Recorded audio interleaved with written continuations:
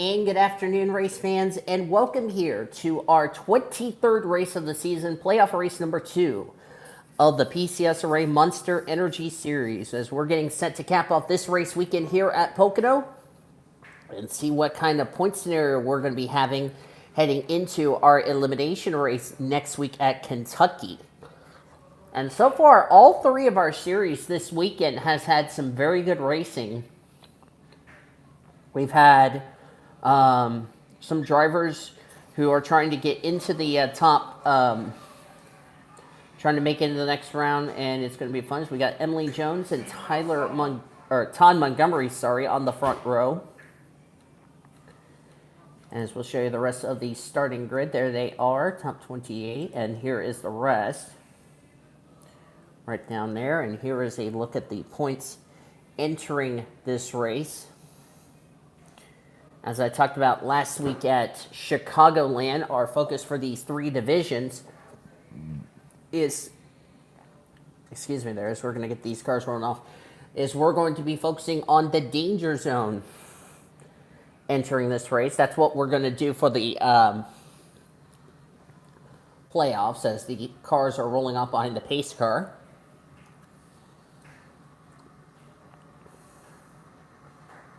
Emily Jones trying to find victory lane. Todd Montgomery has been the victory lane. He won last week at Chicagoland in this group.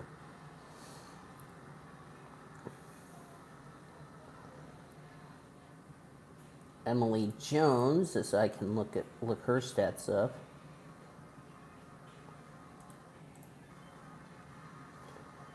Emily Jones came home with the top 5 result last week at Chicagoland.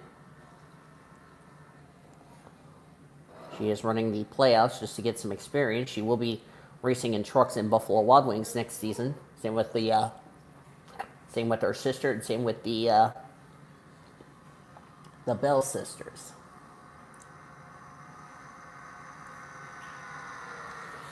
Coming into this race, the 10 drivers who are in the danger zone and need a good run here today, they are as follows. Zach Underwood is number 1, Hattie Swore 2, Nicholas Dutch 3, Hazel Triggs 4, Brooklyn Carter 5. 6 is Tyler Henderson, Caitlin Roy is 7th. 8th is Vanellope Von Schweetz, Leela Bakai 9th, and Sierra Harris is 10th. On the bubble is Sally Foster because Emmy Lipson's been the victory lane and Samantha Greenville's been the victory lane twice. 30 laps for these divisions here today. I'll share this with everybody on Discord as we're going to get this party started. Our second race of the first round. And what kind of scenario will we have heading into the elimination race next week? Green flag in the air. We're racing at Pocono.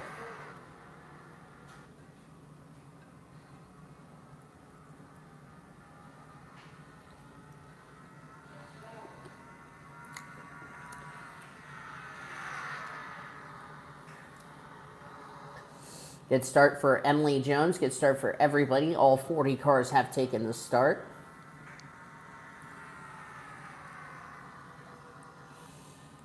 As we're down the Long Pond straightaway heading into turn number 2, the tunnel turn as we like to call it here at Pocono.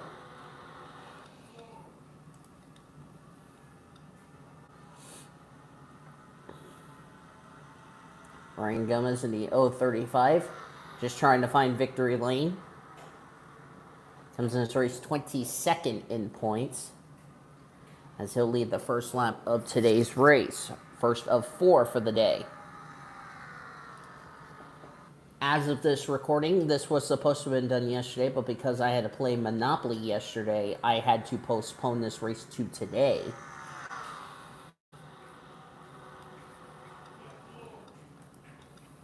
But that's all right.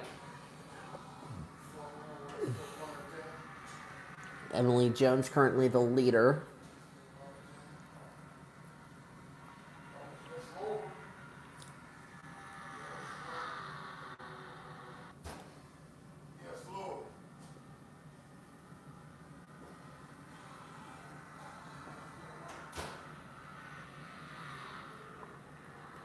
Appreciate my roommate shutting his door so that way he doesn't get me copyrighted.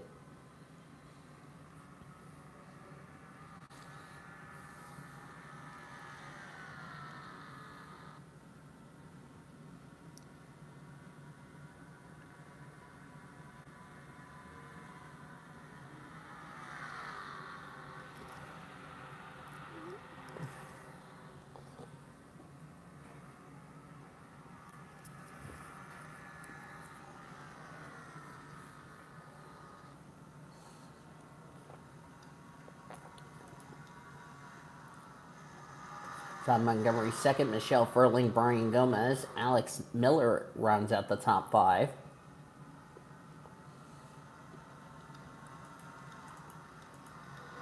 Todd Montgomery is going to go for the race lead.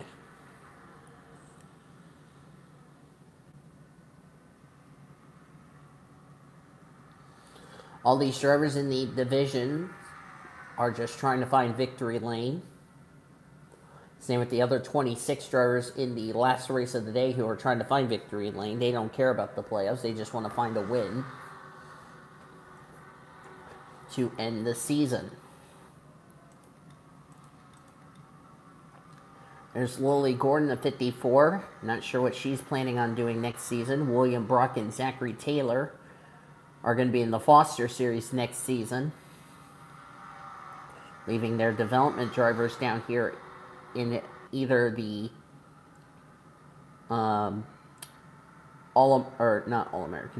the Canadian Tire Series or the Oreo Cup Series.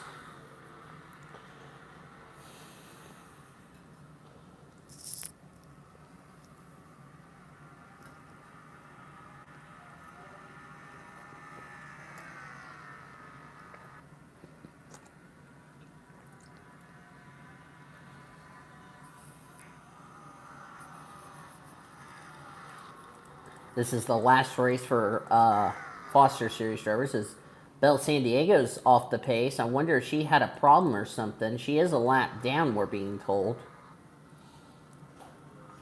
Must have made that unscheduled pit stop. What she's going to need is a caution to help her out. Of course, she's not battling for the championship.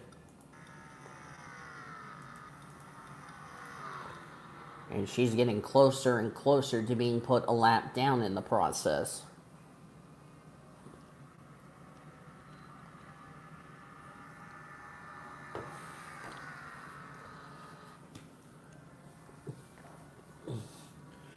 These drivers go around this place 53 seconds, so it takes a little bit of time.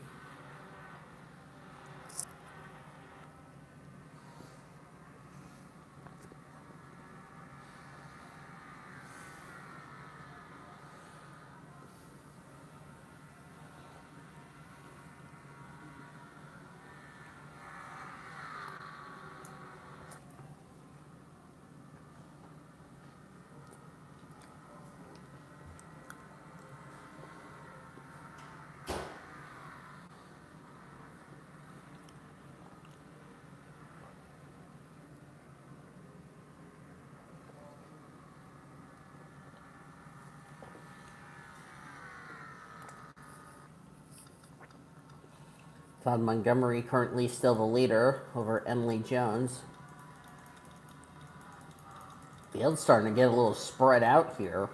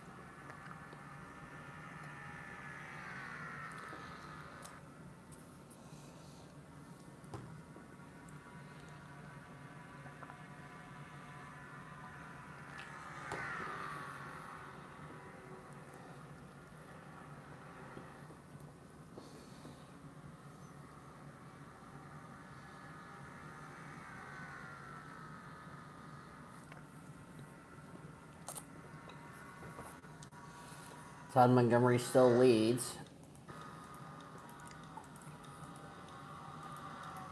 Some of these drivers just trying to make sure they have a good run here today. That way they don't find themselves still in the danger zone heading into our next race at Kentucky, which for playoff wise, that is our elimination race.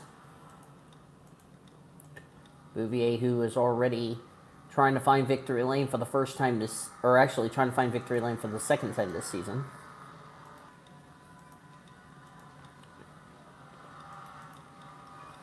It's Leslie Gordon. Excuse me.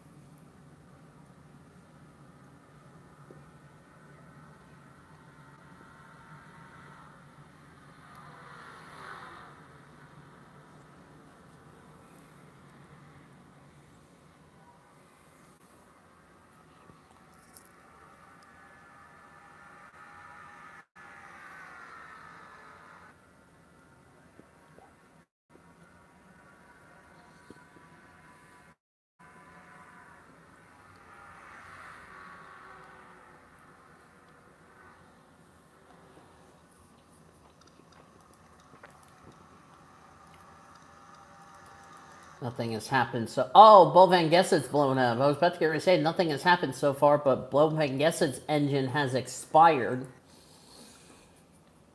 And he'll be the first driver out of this race. It's been a tough season for Bo Van Gesset, 27th in the points. He's yet to find victory lane, and that engine is gone. So the Tim Hortons Mazda is the first car out of this race. So that is a position gain for Bell San Diego, who's really had a tough day so far.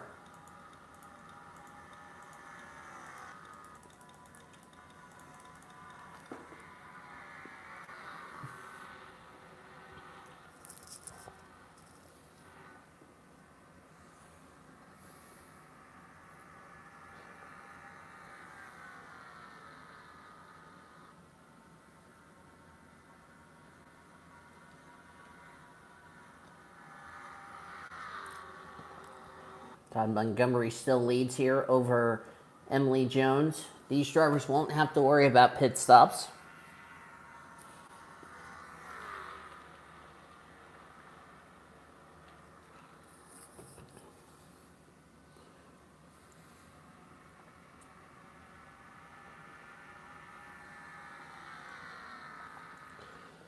"12 laps complete, working lap number 13 of 30.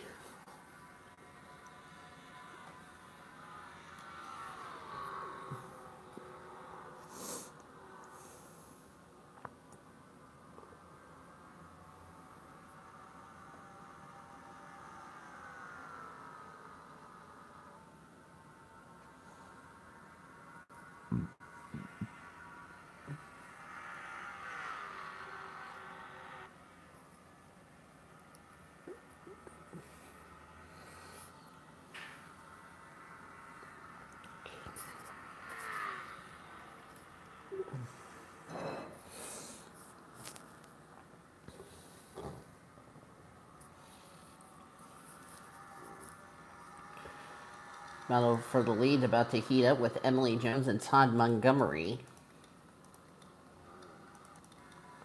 They're getting closer to putting Bell San Diego a lap down. A valve is the reason why the 037 of Bo Van Gesset is out of this race.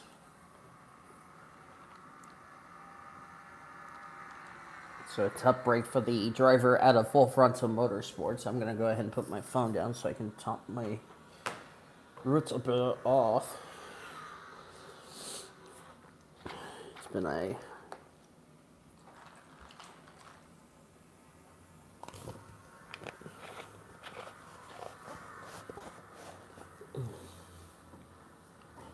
We'll be at the halfway mark when we cross the start-finish line.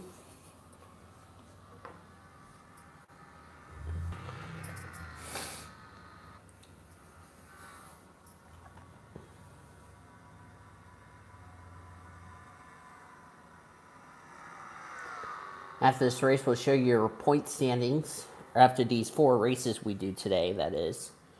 We'll show you your rookie points, your overall points, the drivers who are still in the danger zone heading into our... I'm going to have to fix something on score for, so give me 1 second. One of the results is wrong, so I'll actually fix it right now while I'm thinking about it. So I'm going to put the phone down so I can get... Yeah, one of the... Oh, this one. So I'll go ahead and refix the points. Points are still going to be the same. It's just... I noticed a little error where it keeps having my name pop up on score 4 when I don't need it popped up. And there we go. Quick, easy fix. Alright, back to the race. Sorry about that. I had to do a little quick fix on score 4.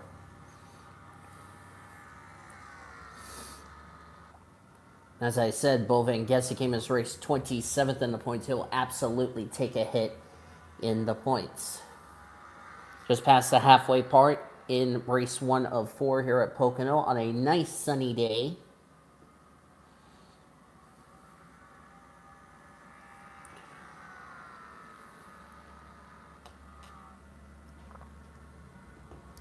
Emily Jones is going to drive the number 51. The number 51 Toyota Tundra for Kyle Busch Motorsports next season. Hi, Cody. I knew you were going to say that, as Alex Miller is going to take the lead. So the Jones sisters and the Bell sisters, Carla and Samantha, they're also going to do like what the Jones siblings are doing, which is racing both trucks and Buffalo Wild Wings before they have a chance at another ride up here in this series, or in the tier series, I should say.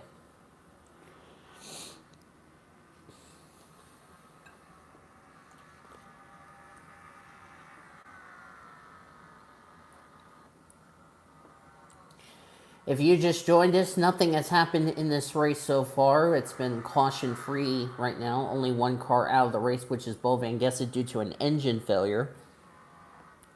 And Bell San Diego had an unscheduled pit stop, which we still don't know why she had an unscheduled pit stop. Maybe this is what we're about to find out. Unless she came to pit road on the first lap. I think she had a tire going then or something, because, let's see. Yeah, she came to pit road right after the first lap, so she's had the problem. And survey says, oh, it was a stop-and-go penalty? Yeah, it looked like a stop-and-go penalty. I thought she had a tire going down, but I was wrong. She had a stop-and-go penalty. I wonder if she jumped the start and passed cars before the start-finish line, which if that is indeed the case, that probably would be the reason why she was brought to pit road in the first place. So that's kind of a little rookie mistake, if you ask me, for Bell San Diego. So a tough break. Oh, that reminds me. I need to add her the Rookie of the Year standings. Give me 1 second. It's going to be a one quick, easy fix. If I haven't done it already, and it looks like I hadn't done it already. So I will have to get that fixed up.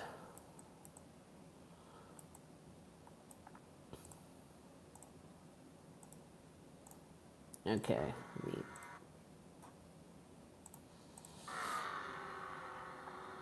So that will probably fix the Rookie of the Year points, and she's about to go a lap down.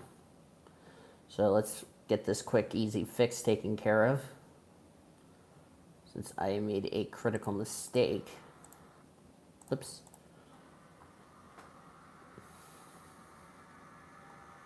Hey, score 4, do not start crashing on me. Thank you.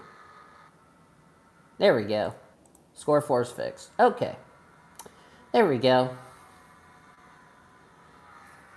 I realized why she was not running for Rookie, why she didn't get any points, and now we fixed that problem. So now the Rookie of the Year standings have now officially been updated. So we won't have that problem anymore.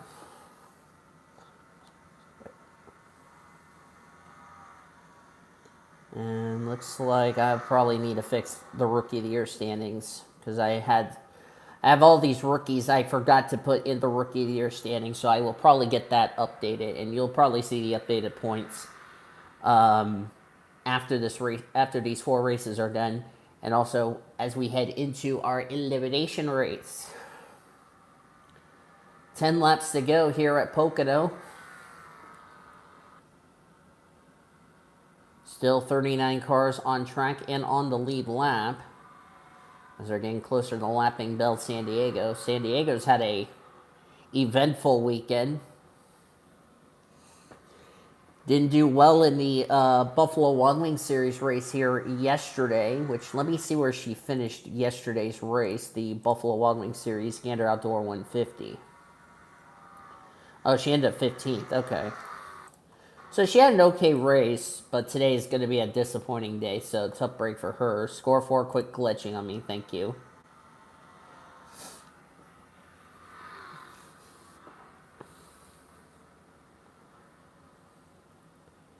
And what's really surprising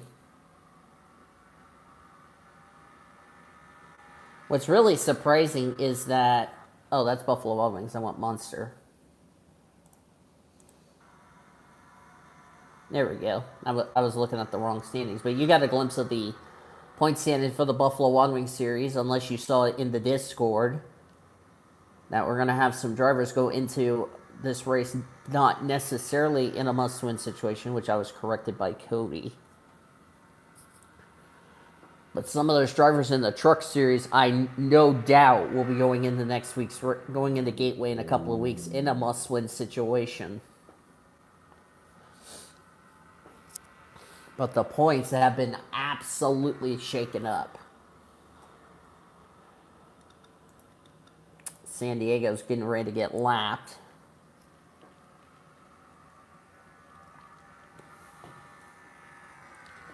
The good news for Bell San Diego is that she is going to be confirmed up to the series, she'll be one of the tier series. Those that made the playoffs that are racing in Buffalo Wild Wings Series that are not Foster's or Monster Energy Series drivers, they are automatically going up. So we will not have to say this driver would be in those spots, because they automatically got those spots. The only drivers we'll need to be keeping an eye on will be the drivers who are not in the playoffs that are trying to fight for those spots to move up to the tier series, which we will have for next season.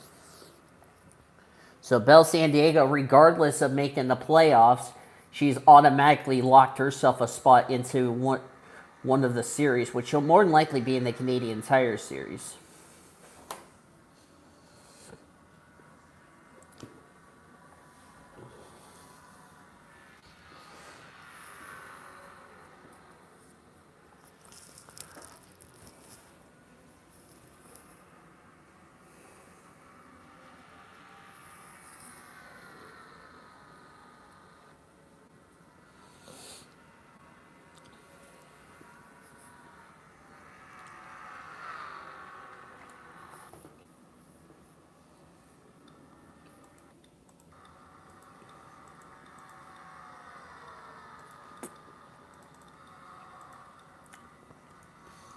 Not a good run for Frida Suarez. A lot of drivers who are doing well in points not having a good run. Kyle Langland, this is his final race on the schedule. In fact, for all the Triple P clan, this is their final race on the schedule. Maggie Pubtown, who is making her second start, she made her debut last week at Chicagoland, was announced she will be back in that Monster Energy ride, driving the Honda Accord. She'll be in the Oreo Cup Series next season, which means we will have a full-time driver in Oreo Cup, and Honda will finally make their first full season. They've been rotating a lot of drivers with Bill Littlejohn, with let me see who else has been in that ride. Heather Galloway and a few others.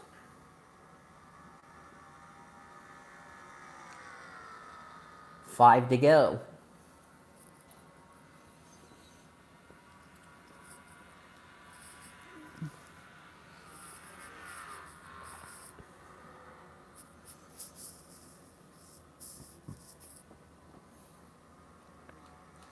This would be ridiculous if Todd Montgomery wins again.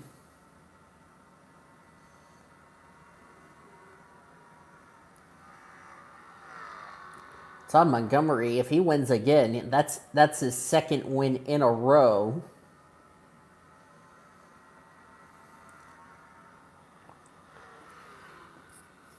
Speaking of that, it's a shame he didn't get a chance to see what he could do because he was still out with an injury in the regular season, but yeah. But hey, the defending Buffalo Wild Wings Series champion, about to be the outgoing Buffalo Wild Wings Series champion, doing very well. And he's proven to everybody why he is going to be driving I think he's going to be in the Canadian Tire Series. I'll have to see who's going to Canadian Tire, who's going to Monster, and who's going to Oreo.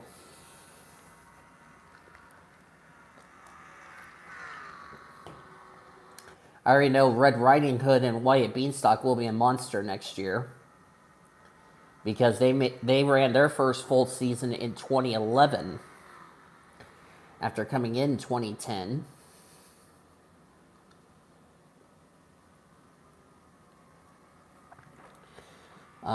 Nick Foster, I believe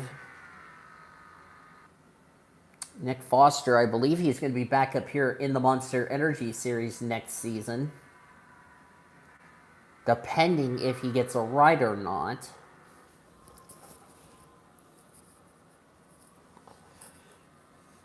Which will get interesting. Also, this quick announcement to everybody. For 2023, I will be doing the Foster Series races live.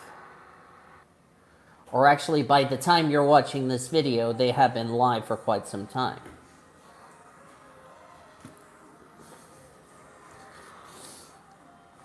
And I plan to do the Foster Series races once I'm done recording all of these races, which by the time you're watching this video, whenever this comes out, it's already happened. 2 to go for Todd Montgomery.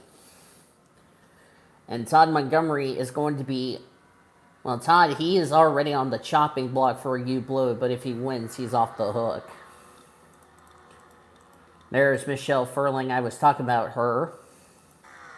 Going to be interesting to see all the Furling drivers there. Taylor's in 6th. William Brock 7th. Lily Gordon 8th. Wan Yang, great run for her in her second Monster Energy Series start of her career. And Abigail Furling, who has announced that he has bought out the Nathan Orman Motorsports Chevy team and will retain Courtney Lynn, Brenda Eveling, all those drivers that are on Ormy's team right now for next season, is running in 10th. So I think Abigail Furling, haven't seen her as an owner for a while, so at least she's going to bring that experience. She is going to run, however, she is going to run one more full season in the Monster Energy Series, and then will just be an owner from here on out.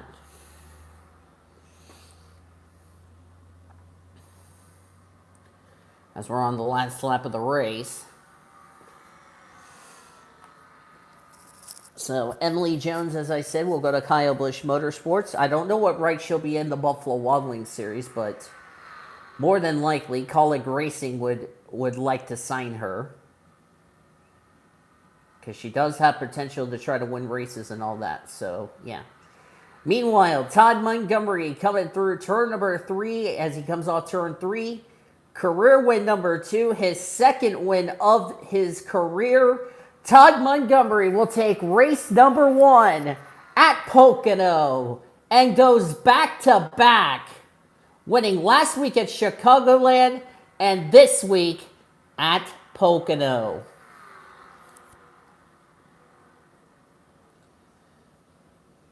And that's why he's going to be in a full-time ride in the Canadian Tire Series for next season. But good runs for Emily Jones, who finished third. Brian Gomez, this is a good result for Brian.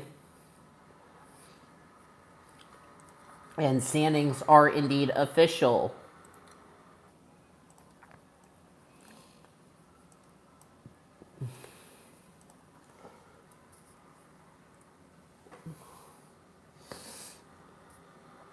Well, we'll see if he'll win Rookie of the Year next year. I know he won't win it this year, but he will do it next year, and that's pretty good. Emily Jones will finish second, but I have a great feeling she's going to have great potential in this series going forward in PCSRA. Not just this series and the other 2 tier series, but also Trucks and Buffalo Wild Wings.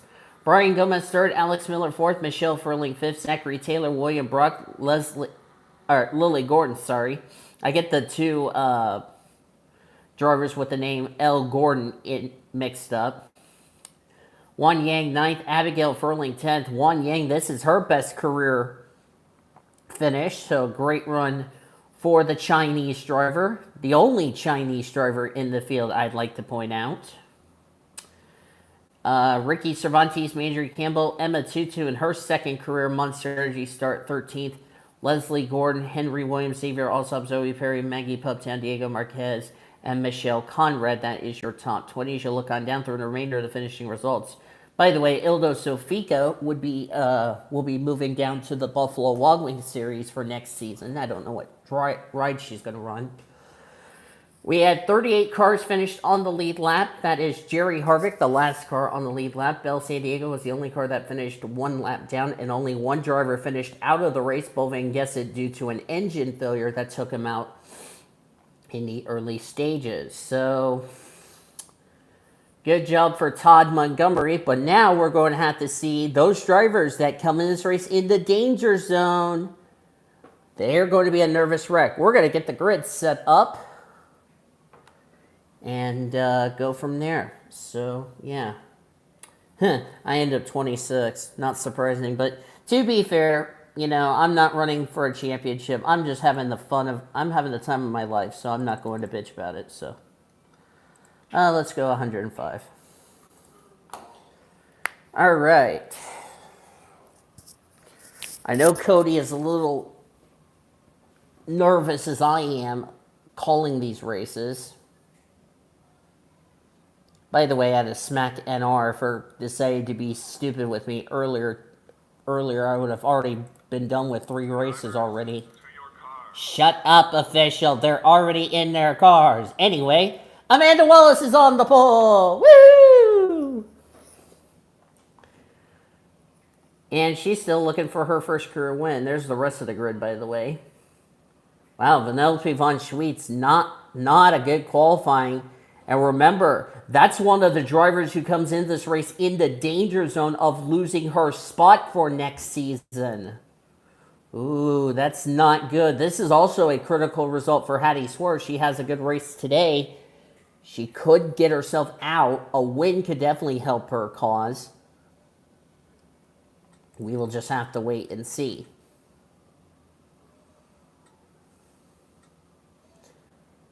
But like I said, a key driver who came into this race in the danger zone needs a good run today, or could find her, or like I said, all these drivers in the danger zone could find themselves in a must-win situation going into our elimination race next week, as the cars are now rolling off behind the pace car.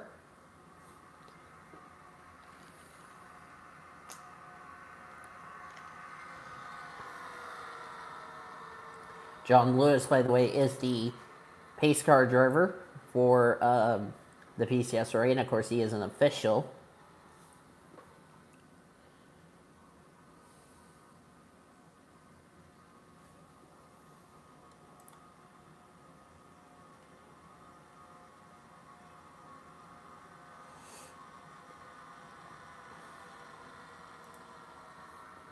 All right, let's see how these drivers are going to do here today.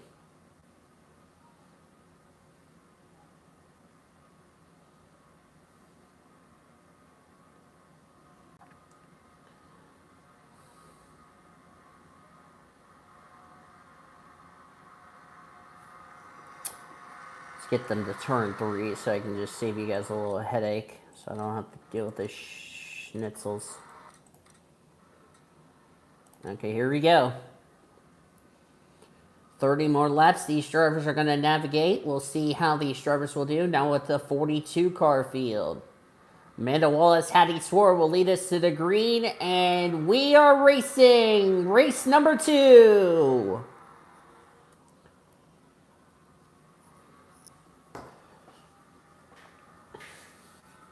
Samantha Greenville going 3 wide here, but the good news for her, she is safe. She will not be in the danger zone as there was contact there. That's going to allow the 25 to take the lead. Oh, there goes the 21. The 21 just got wrecked, and it's a huge accident. Oh, someone just piled in. Oh, Darby King's in it. Oh, that's not what... Oh, Darby King's got damage.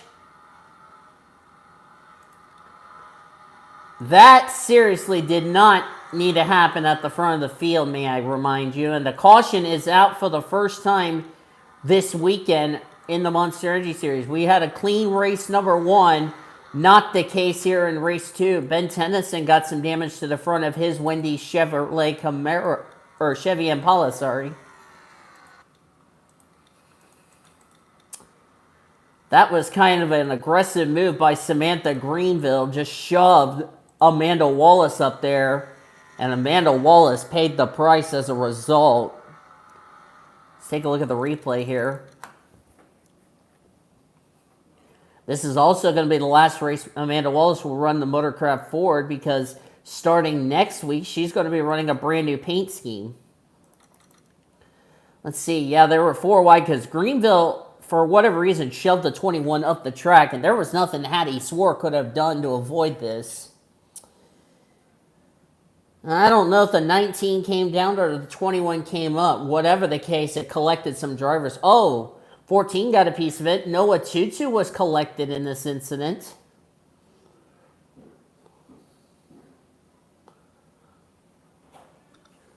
And we go back up there. There's how Tennyson got his damage, ran the back on the Motorcraft Ford. And, oh, 13 got a piece of it. That was, that's Allison Washington. Darby King gets into the back of the 21. Little damage to the U.S. Army Chevrolet of Kelsey Hobbs.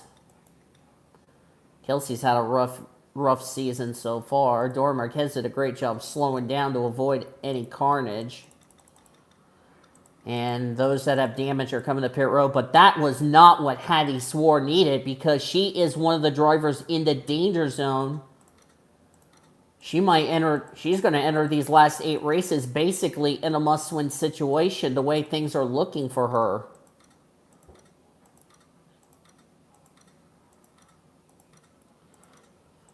Oh, boy.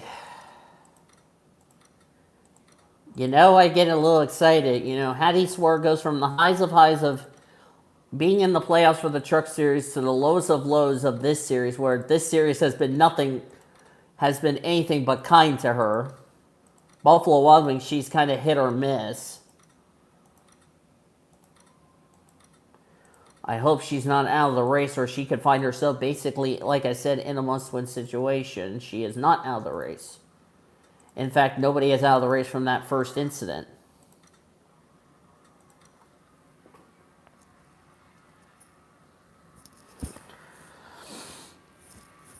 But since two girls got together, that will not be male or female abuse. That would just be too many cars going for the same piece of real estate. We're back to green.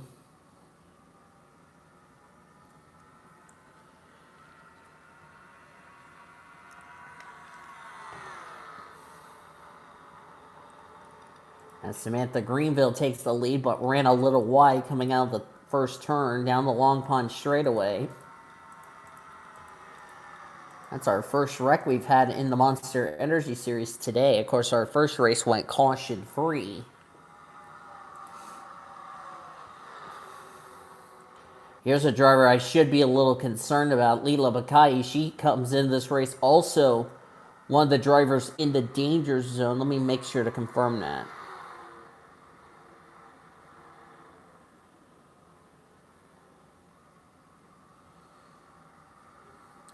Yes, she is. Leela Bakai is one of the 10 drivers in the danger zone of losing her spot.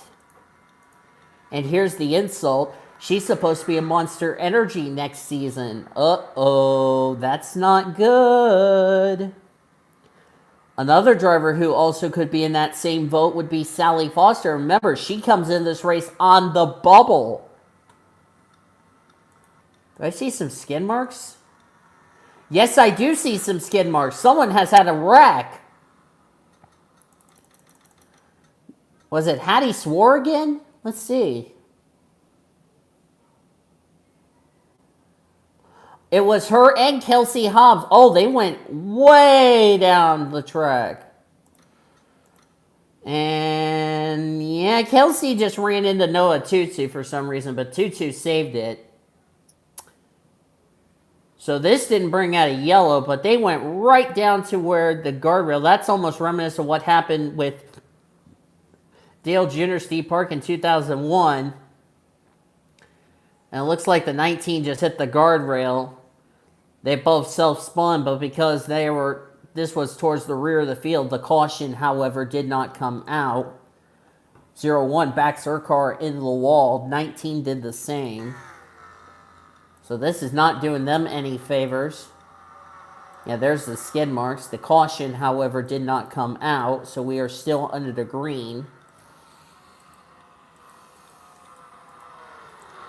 To be fair, Cody, it was the 5 who got loose, so that would be on Hobbs, who almost turned to 5, so that was not on Swore. That would be on Hobbs.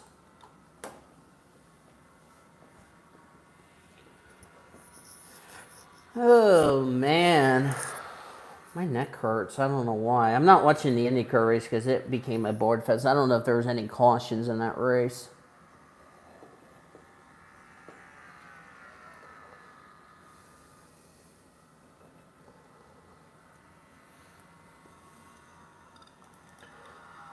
So that means Hattie Swore is still going to be in the danger zone.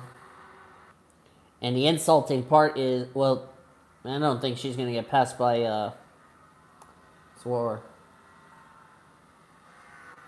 But still, to be fair, that would be her hitting Tutu. So Darby King's off the pace. Allison Washington. But still, we have all 42 cars in the race and on the lead lap.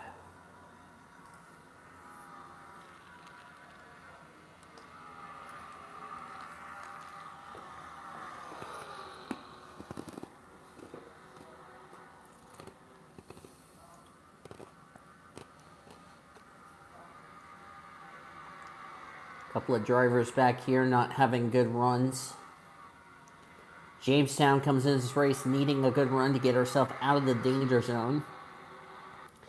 Alice Kitchens driving the Spotify colors this week in that all-green 22.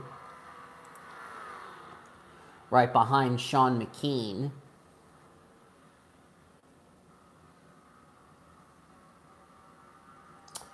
Don't know what Sean McKean's doing for next season. Lainey Fredrickson, this will be her last race. Somebody will be in that 62 starting next week at Kentucky. There's Morgan Henderson. Tony Lopez, Samantha Greenville. Lopez has not been to victory lane this season in that 25 Napa Chevy for Hendrick Motorsports. Need to see where Lopez comes into this race. Let me see where he is.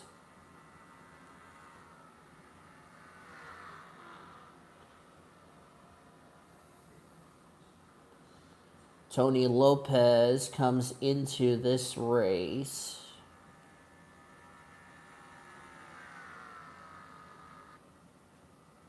$21.86.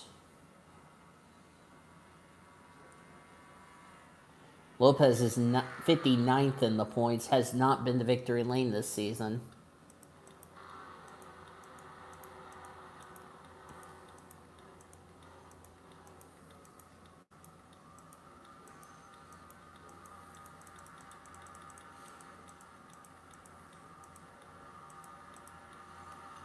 There's Sam Johnson not having a good run.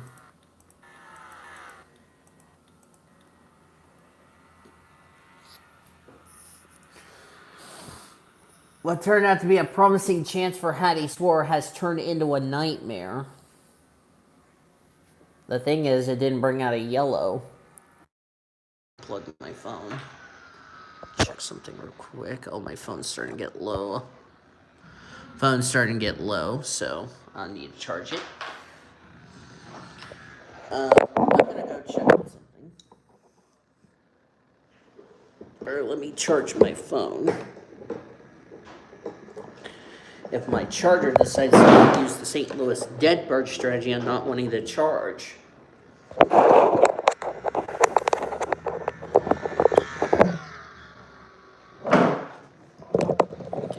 me make sure it's charging. It is. I'll clear the notifications off later. Actually, I'll do it now. You can go away, thank you very much. Alright, there we go. Sorry about that. You need to make sure it stays charging.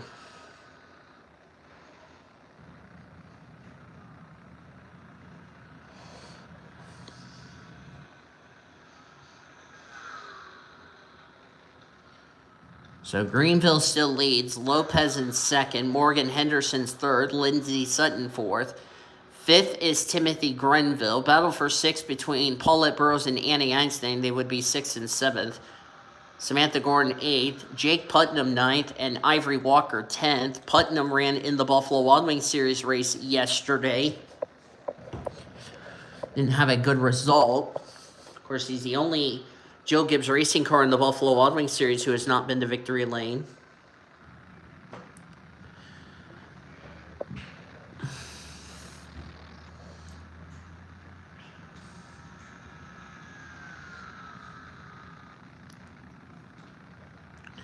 Look at the gap the first two cars have over a third place Morgan Henderson.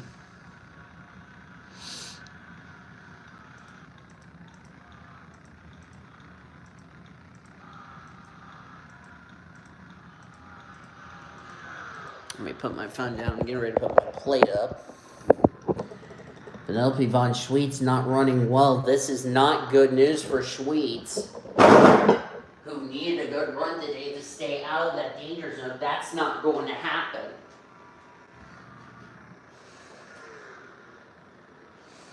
And that could mean Penelope Von Schweetz could enter these last 8 races in a must-win situation.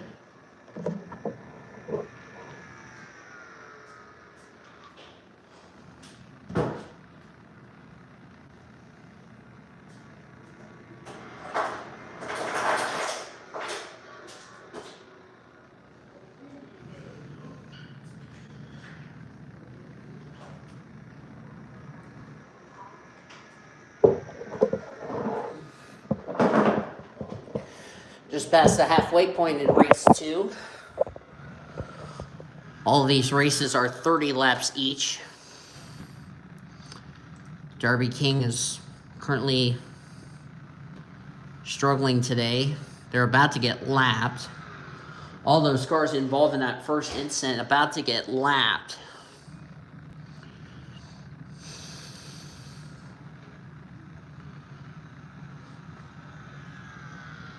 Oh, the IndyCar race is over? Who won?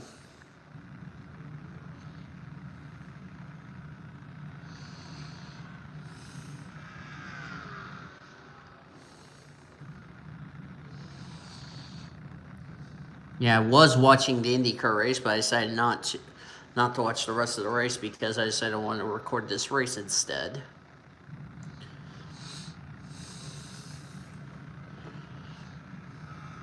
Oh, not surprised.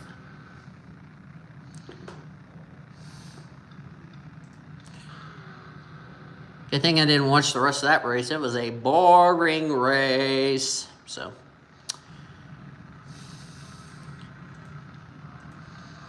There's Paulette Burrows running in 6th, having a solid run. Bahamas Racing has yet to go to victory lane this season.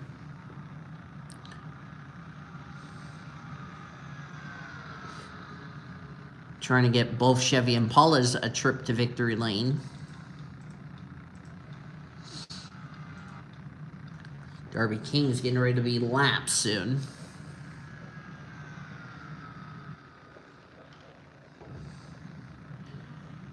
If we don't have a yellow anymore, this is the only yellow we've had today. So I'll be right back.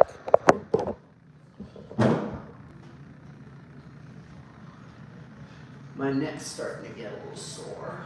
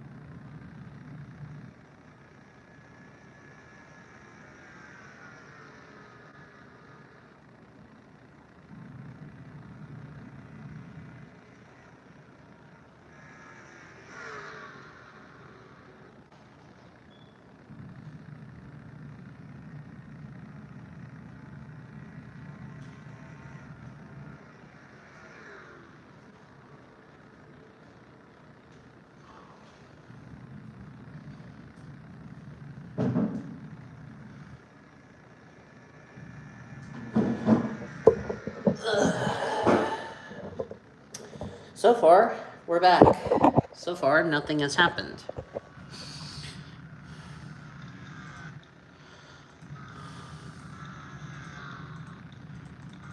Yeah, nothing's really happened in this race. Oh, O'Neill Baldwin has problems. So I did miss something. Baldwin was running 10th at the time. This would be Baldwin's last race. Up the engine grenaded. Right in front of Marion Jamestown, who is having a good result going. So Baldwin becomes our first driver out of this race in terms of an engine problem.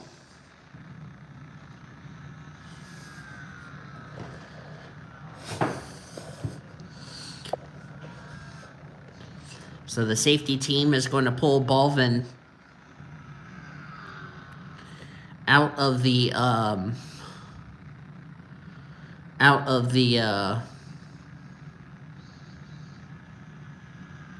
way. They'll tow his car into the paddock area, so that way he's out of harm's way. We're going to stay green, however.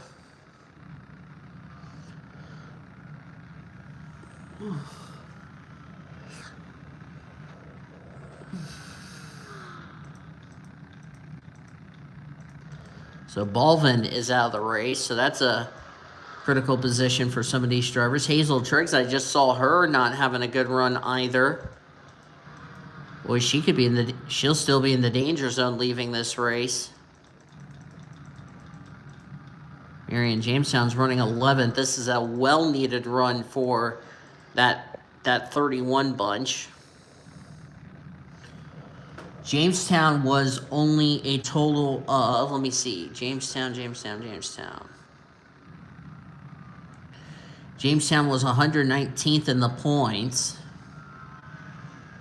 She was a total of 19 points ahead of the cut line coming into this race. So this is a well-needed run for that 31 team to try to get away from the danger zone as Darby King goes a lap down.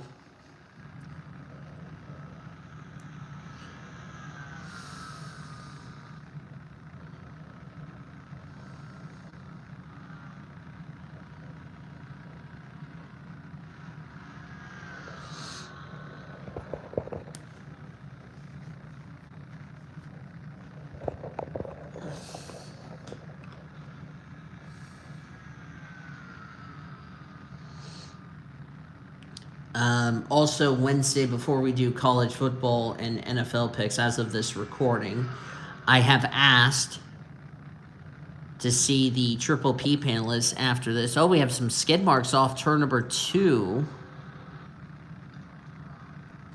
Let's freeze it right there. I want to pause this race because I saw some skid marks there. Need to go to none. So apparently we had an incident that I was not aware of. Oh, it was Hazel Triggs.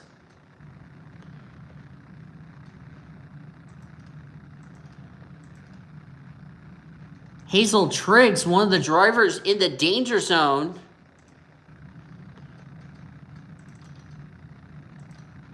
Oh, she got turned by the 1 car. As if Hazel Triggs needs a bad result today.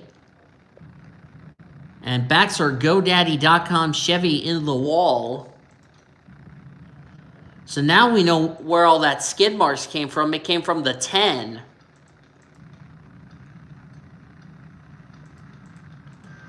Boy, Hazel Triggs did not need this. And like I said, she came in this race in the danger zone.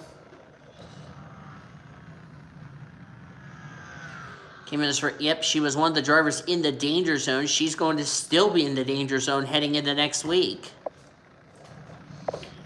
And Hattie Swart, who had an opportunity to possibly get out of the danger zone with a win, that's not going to happen. And she'll have to try to win next week's race to get out of the danger zone.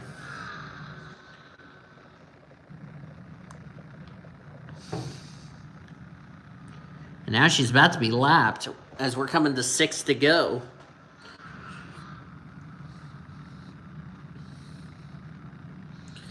After this race, we are halfway through the Monster Energy Series race weekend at Pocono.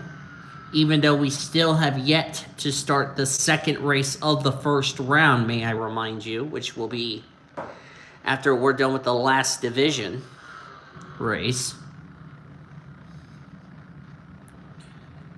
All 3 of these division races are 30 laps. The main event will be 40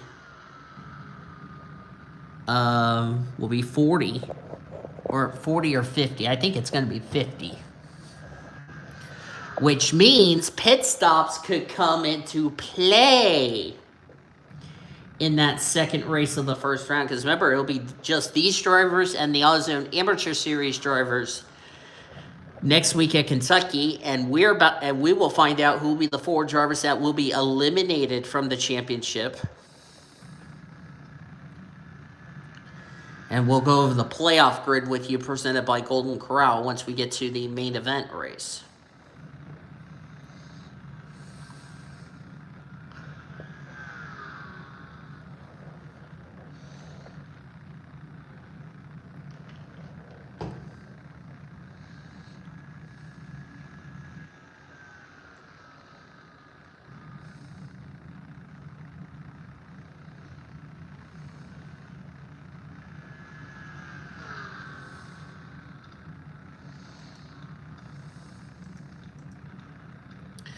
Next car is about to be lapped will be Allison Washington and the 13 and Kelsey Hobbs in the 01.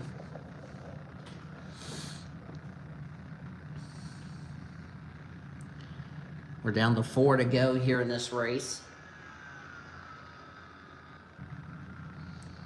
The third group of drivers are now on the grid, just waiting to get out on track.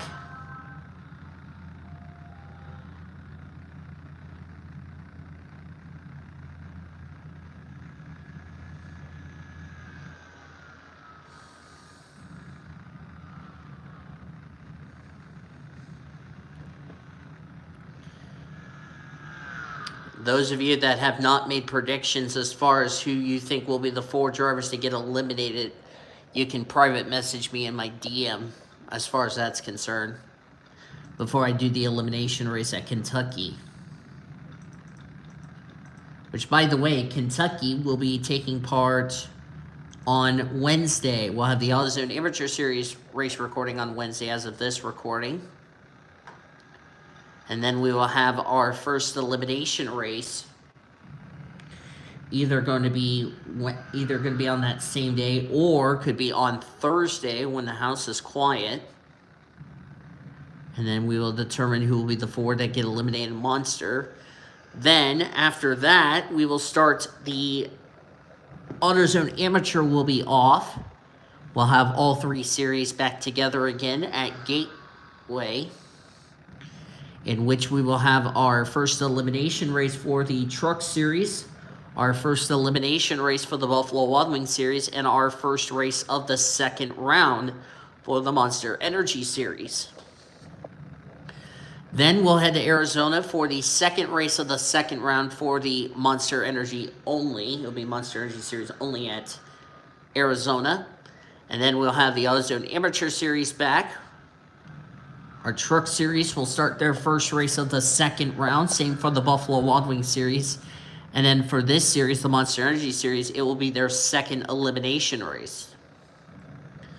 So we're going to have, let's see, a track similar to Darlington, which is Gateway, and then 2 mile-and-a-half tracks to close out the second round. Before we go to Michigan, Talladega, and then our final elimination race at Homestead. Trucks and Buffalo Wild Wings, it will be Kansas, Dega, and Homestead. Which we will now know who will be the final 4 to compete for the championship at Toronto as the season's drawn to a close. White flag for Samantha Greenville. 1 to go, presented by Credit One Banking. I have a better slogan I'm going to use for next season. And it should be called White Flag 1 to go, sponsored by Zachary Taylor Strip Club. And Cody's like, "Oh, no, you did not just say that, Donnie." Unfortunately, I did, Cody. Oh, no.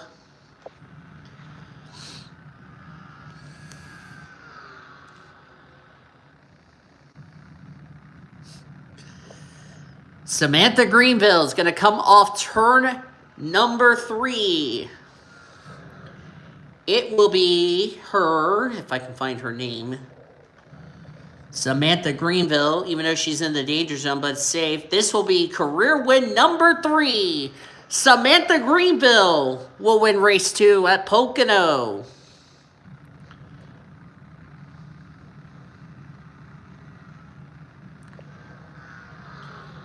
Third win of her career.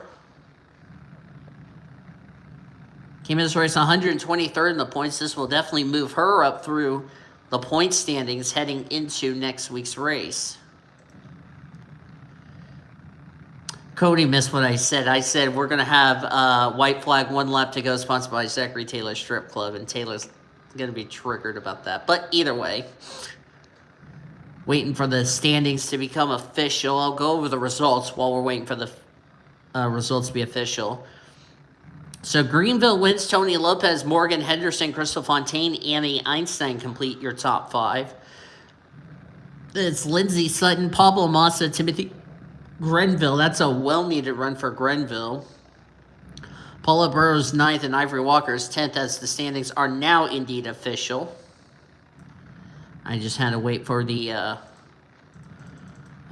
driver to cross the start-finish line, as that is not the right one yet, derping grandpa.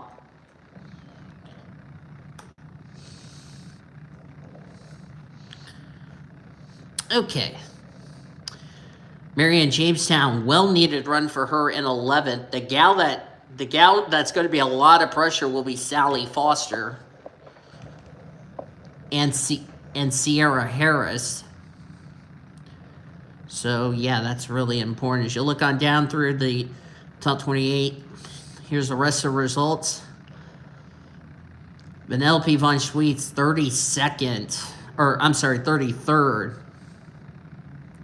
And she needed a good run to knock a couple of drivers out. Unfortunately, she did not do herself any favors. Neither did Hattie Swore, neither did Hazel Trick. So those drivers I documented who came in this race into danger zone will stay in the danger zone heading into next week at Kentucky. So, but yeah, congratulations to Greenville. It's time for race 3 of 4. And don't ask why the flip I was sitting. Oh, shut up, phone. Like, wah, wah, wah, wah, wah. Sounds like a damn fire alarm going off with Taylor's dildos flying in excess of 190 miles an hour. Cody. Oh, no. Taylor. Okay.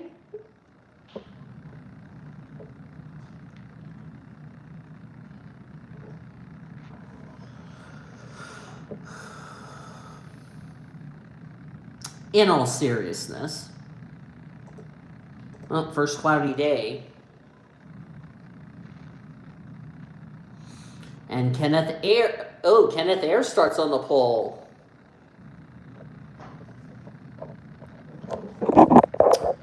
Here's the grid for race 3. Kenneth Ayre starts on the pole. I gotta see how many poles Alonso Carrera starts less with a 206.707. Kenneth Ayres, let me see where he is at in points. Kenneth Ayres, 2106. This is actually Kenneth Ayres' first pole of the season, so good job to him in that TriStar 72. Drivers, I'm gay, says the official.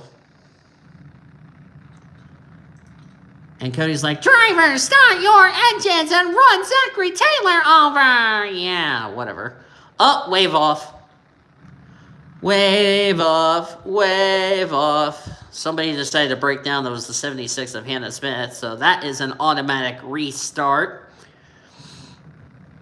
So we're going to try that again. I want everyone running off the grid. There we go. Much better. Okay, problem solved.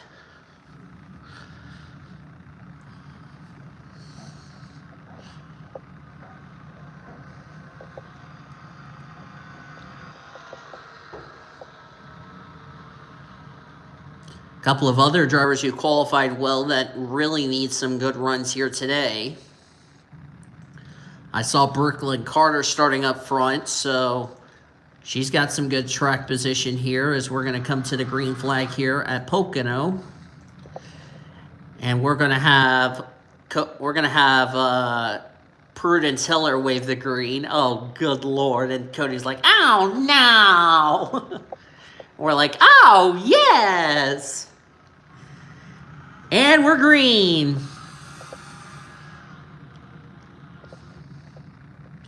Oh, someone's blown up. Somebody blew up right after they took the line. That's Chet Collingwood. Or no, who is that up in smoke? Oh, that's Stephanie Robertson. And that didn't bring out a caution. What in the flipping world happened?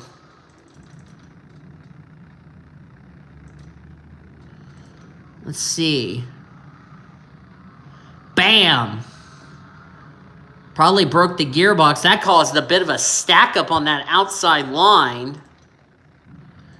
And Stephanie Robertson is out of the race. That really was a huge stack up there. Stack that outside line up. And it's over for, it's already over for the 66, not even completing one lap. That's huge disappointment for Stephanie Robertson.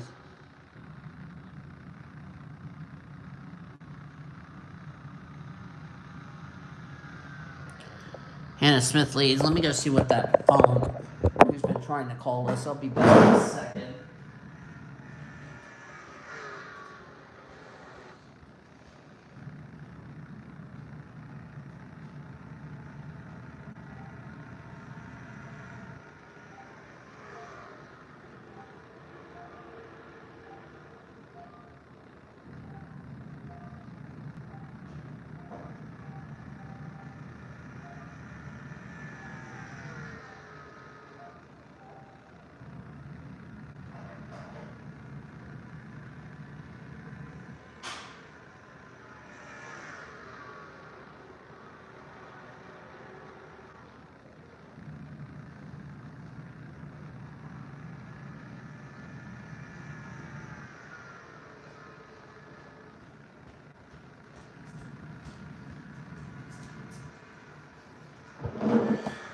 Alright, sorry about that.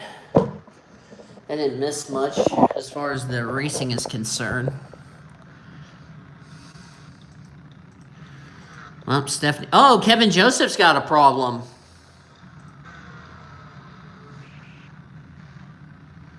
Kevin Joseph, who got put on probation.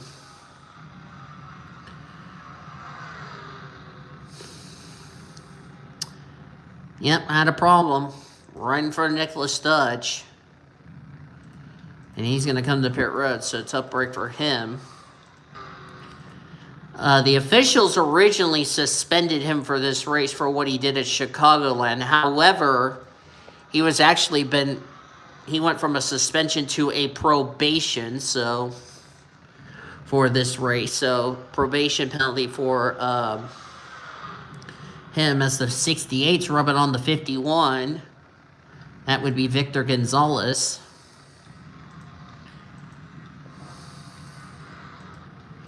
And with the all-star teams going away after this season concludes, we don't know who will be, we don't know where most of those drivers will end up next year. May end up back in the Buffalo Wild Wings series as Kevin Joseph has come out of the pits, so that's a tough break for him. 66 has not come to pit, has not taken their car back behind the wall, but like I said, now they're trying to play catch-up. And Robertson is going to be the first car, sadly, out of this race. Here's Caitlin Roy, who really needs a good run today. With where she's running, this is not the result she was hoping for.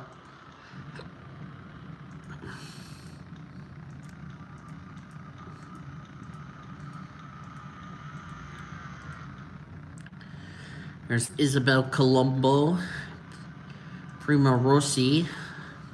There's Tyler Henderson, who really needs a good run here today, as they're trying to put the Dunkin' Donuts Chevrolet a lap down. Of course, if you missed what I said, Kevin Joseph went from a suspension to a probation.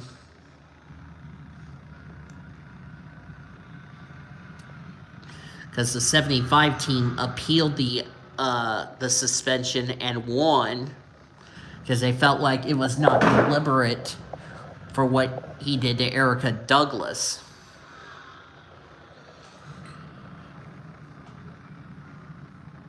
So there you go.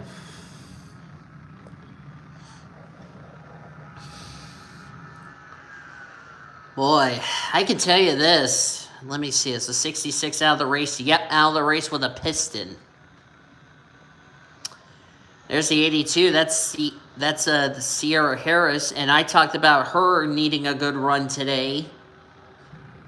As I bring up the danger zone, she is in the danger zone. The gal that she's trying to run down for that spot is Sally Foster, and I believe she is in this race. Yes, she is, and she's running in 13th.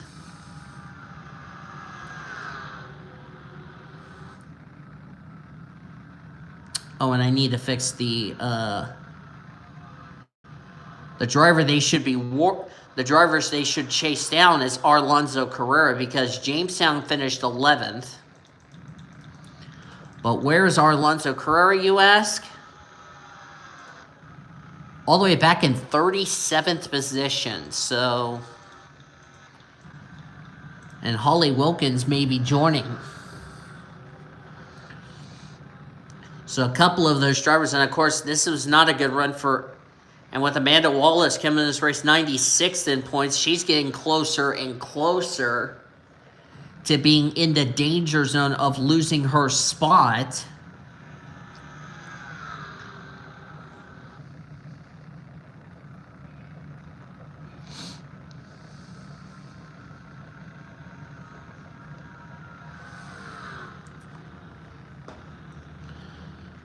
Of course, Samuel Fisher is exempt. And he's running in 10th, so Samuel Fisher will live to see another season. Quentin Honey said I should be concerned about him because if he drops in the danger zone, he could be at risk of missing.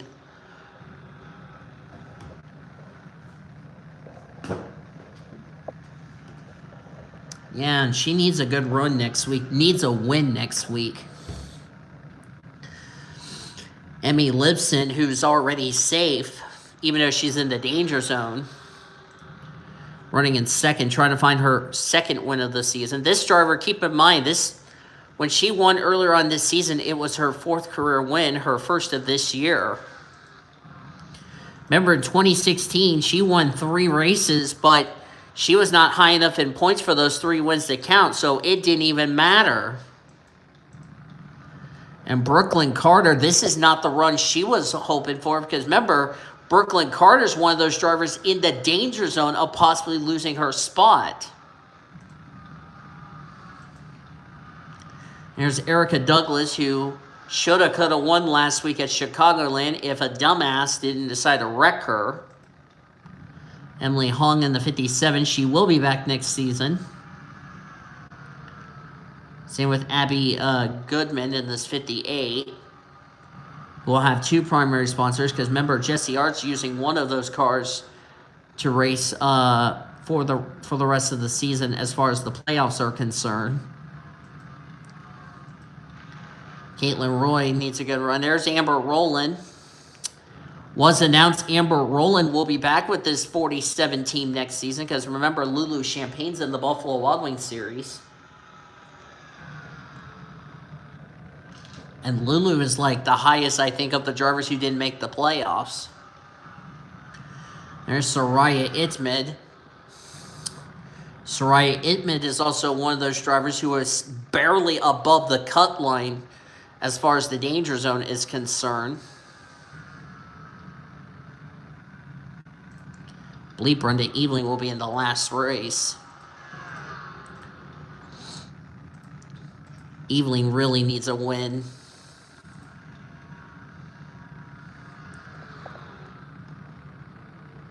Kevin Joseph is 1 lap down, and of course the 66 who blew up just as we took the green is the only car out of this race, so yeah. Hannah Smith trying to get Lincoln Continental their second win with her. Hannah Smith trying to find victory lane for the 2nd time this season.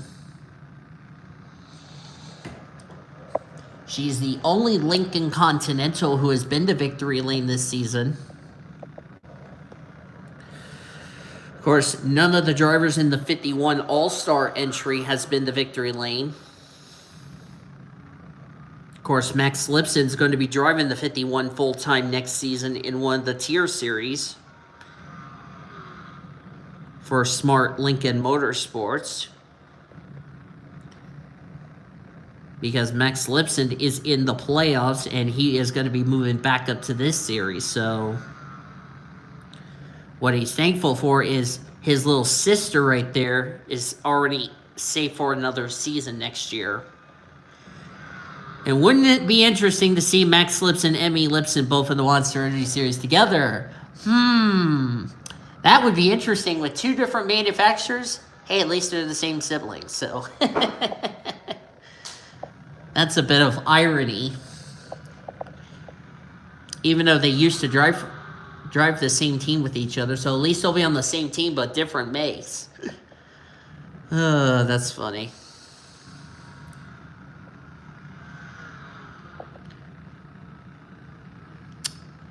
Yeah, and Max Lipson, there's a good chance Max Lipson could get a multi-year.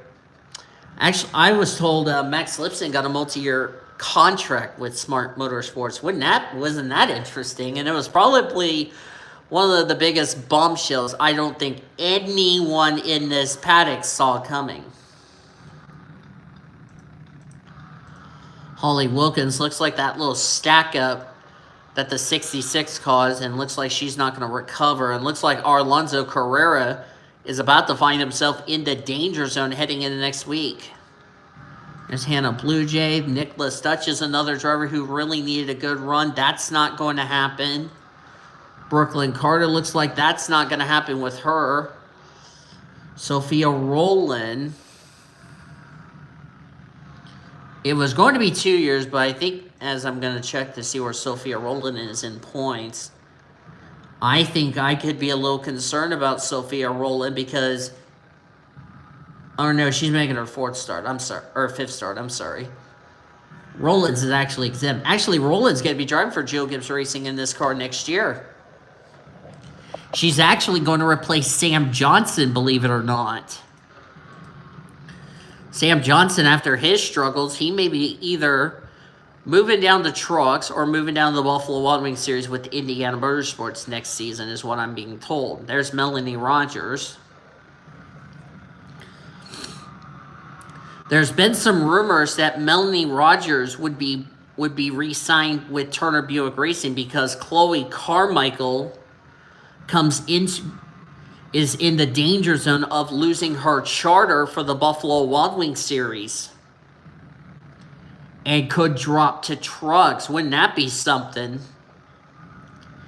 if that were to happen? If Melanie Rogers gets signed to a full-time deal, she'll be paired up with Timmy Turner and Sydney Vortex. Wouldn't that be an interesting combination for that team? Of course, this is the ride that made the playoffs last season. This is an all-star team this year, so they will live to see another season. The Texas Pete Buick.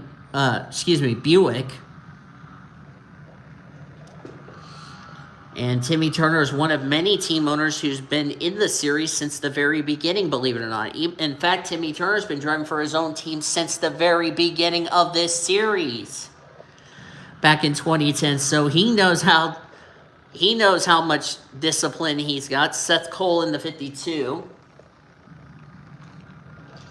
Next season, it'll be Christopher Pierce driving the 52 for Tweenix Racing.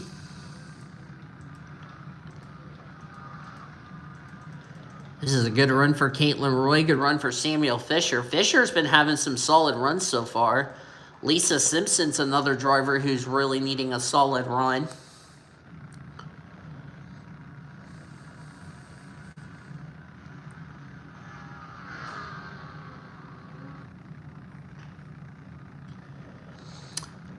If we did divisions another season, the drivers who would be locked into the season opener would be Andrea Baranowskis, Ricky Cervantes, Annie McGuinness, Luke Knight for the second year in a row, Diego Marquez, Brian Gomez, Henry Williams, Mandry Campbell, Sydney Vortex, Frida Suarez, Bo Van Gesset, even though he's going to take a hit in the points, Josephine Bouvier, Chelsea Richards, Sandy Watson, Courtney Lynn for the third year in a row, actually.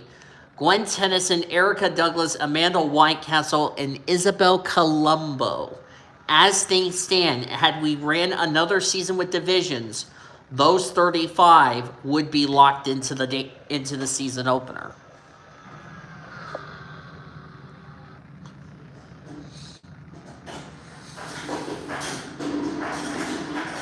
Of course, we've talked about divisions and all that as far as this series is concerned. The one thing we have not talked about in this discussion that we really need to start talking about is the Rookie of the Year battle.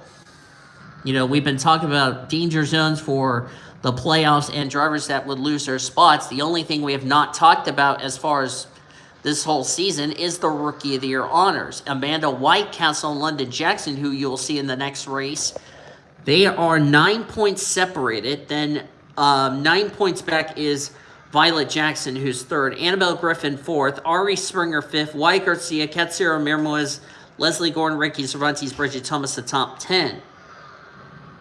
Those drivers, it's probably gonna come down to London Jackson or Amanda Whitecastle. Because if Rookie of the Year is wrapped up before the final race of the season, it looks like Amanda Whitecastle would take home the Rookie of the Year honors if the season were to end today. But we're on race 23. We only have 8 more races to go. So anything can happen. There's a possible 80 points up for grabs as Emmy Lipson's about to pass Hannah Smith. And remember, Hannah Smith's on the chopping block as far as a you blew it is concerned. Oh no, Cody does not want a you blew it, but unfortunately he's about to get one.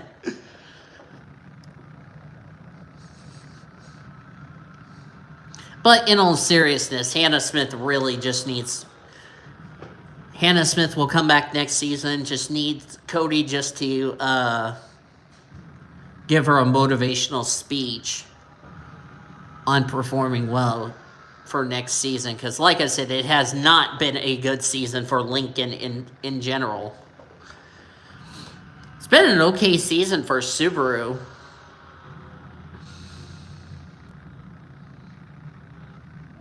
Of course, they went to victory lane with this driver, Emmy Lipson, who's looking for her second win of the season. Great Lakes' team, Outlaw Motorsports, which is Lisa Simpson behind the wheel. She's looking for her first career win in this series. And remember, and Lisa Simpson, I believe, is in her 30s, if I'm not mistaken. So she's been racing for a very long time. Started her career in the West Series with her brother Bart, who will be running full-time. I believe Bart Simpson's going full-time. I don't know which series, though, for next season. I believe he's going full-time in trucks and Buffalo Wild Wings. Checking back here, Brooklyn Carter's dropped back, so this is not doing Brooklyn Carter's chances of getting out of the danger zone any favors. Of course, Kevin Joseph is a lap down, and we still have one driver out of the race. How fitting is that we've had one driver out of the race so far in our division races.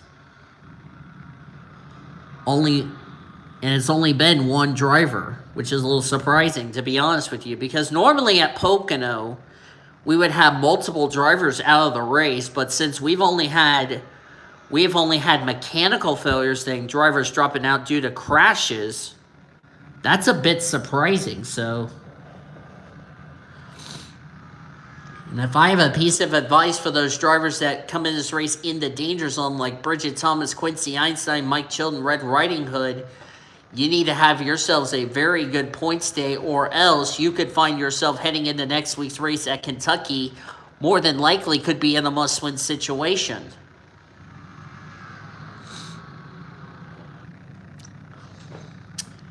And remember, Valentina Fernandez, who led the points earlier on this season, is the driver on the cut line as far as possibly getting eliminated is concerned. Excuse me there.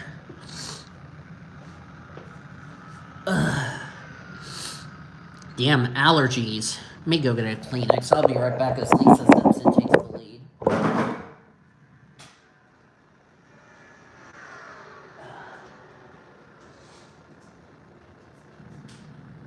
And tequila's home, so I'm going to do this.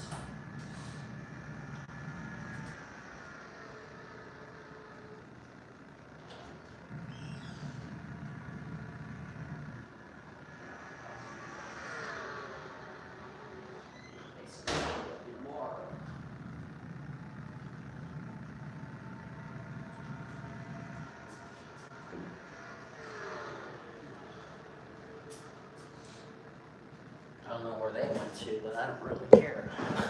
I'm back. Oh.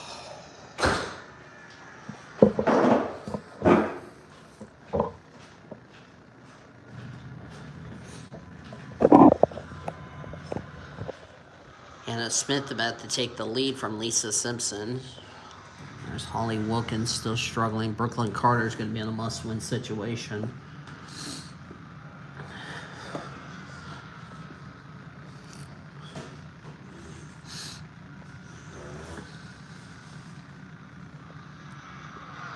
Here comes Hannah Smith to take the lead. Hannah Smith's trying to not get a U-bullet from her team owner, Cody Smart. But it could happen. Not if the 95 has something to say about that. But if these two continue to go side by side, this is going to help all these drivers, excluding the 75, to catch up.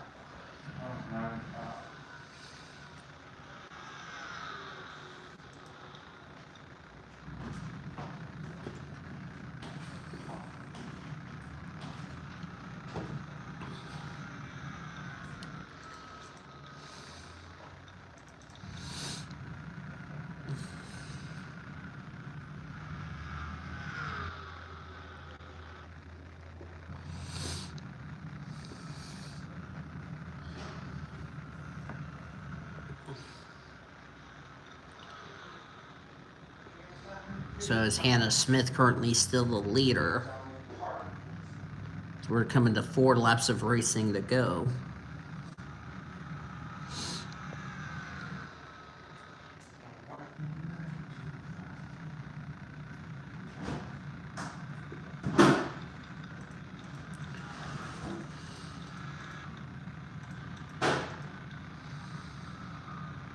Sierra Harris, who came into this race on the, I think she came in this race, the first driver out. She is more than likely ahead of Emmy Lipson.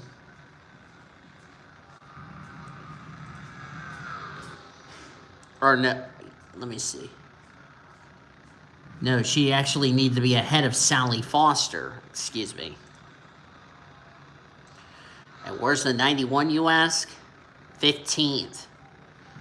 I think Sierra Harris might have just gotten herself out of the danger zone, but she needs good runs to keep that up, as Lisa Simpson has taken the lead, as we're at 3 laps to go, come to 2 to go next time by. The thing for Sally Foster, she won't pass Marianne Jamestown because she would be behind her. The driver she's hoping for is Arlonzo Carrera. And where is Carrera, you ask? 36. So that means Sally Foster and Sierra Harris would be out of the danger zone, and they will drop kick Arlonzo Carrera into the danger zone. Because the 82 is currently 26 spots ahead of the 48, who's having a miserable day as we're at 2 to go. We'll be at the white flag next time by. But this is a run Sierra Harris needs, especially with the fact she comes into this race right near that, in that danger zone. Sally Foster was the gal on the bubble.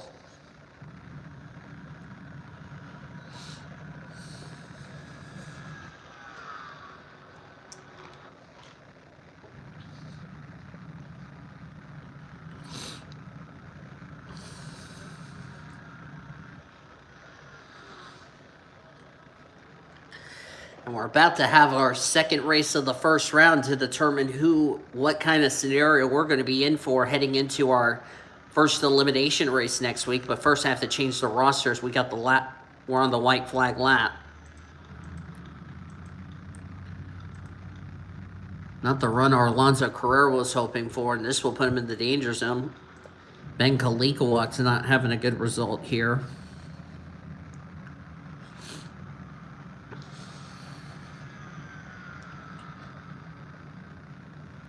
So Stephanie Robertson will need a bounce back result next week at Kentucky.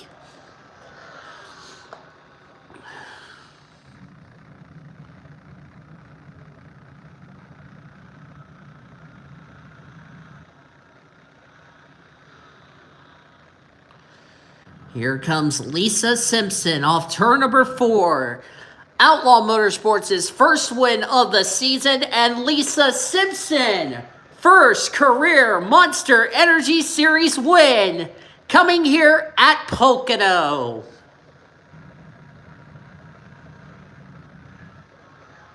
Finally, it's happened in her 22nd career Monster Energy Series start. Lisa Simpson is finally a winner, and Great Lakes will be very delighted. Outlaw Motorsports' first win of the season here in 2023. That is a huge effort. Standings are not yet official. Lisa Simpson, the winner. Hannah Smith, second, as standings are now indeed official. Kenneth Ayers, third. Emmy Lipson, fourth. Great run for Emmy Lipson.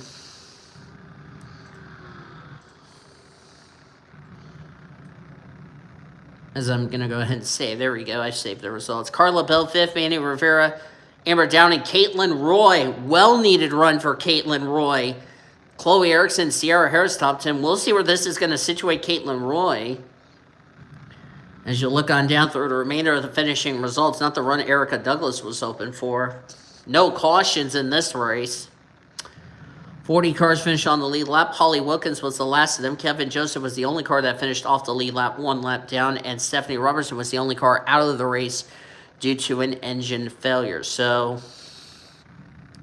Pocono's been really clean, despite only one caution this race week so far today. So, now, we're about to get ready to start the playoff race, the second race of the first round, coming up next. And I did save. Yes, I did. Okay. I was going to make sure I saved the results. Yeah, I did save the results. Okay. Let me fix something here for the final race before I forget. I need to fix the cars for next season. Okay. Playoffs. I need Violet Jackson.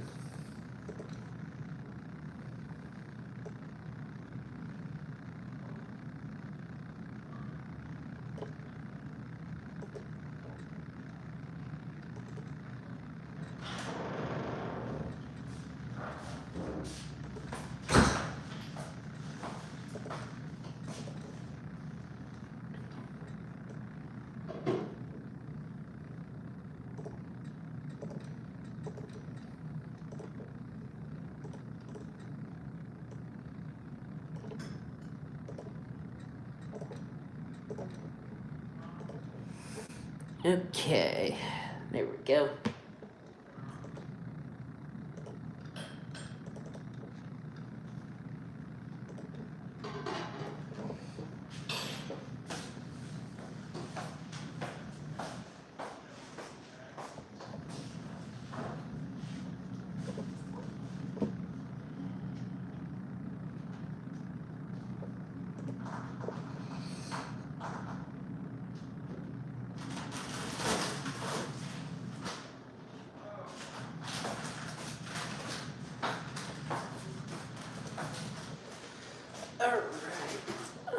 So, here is the lineup for the playoff race, which will now be 50 laps.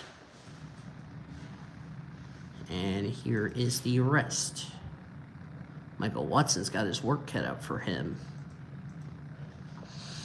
Let's get these cars rolling out on the track.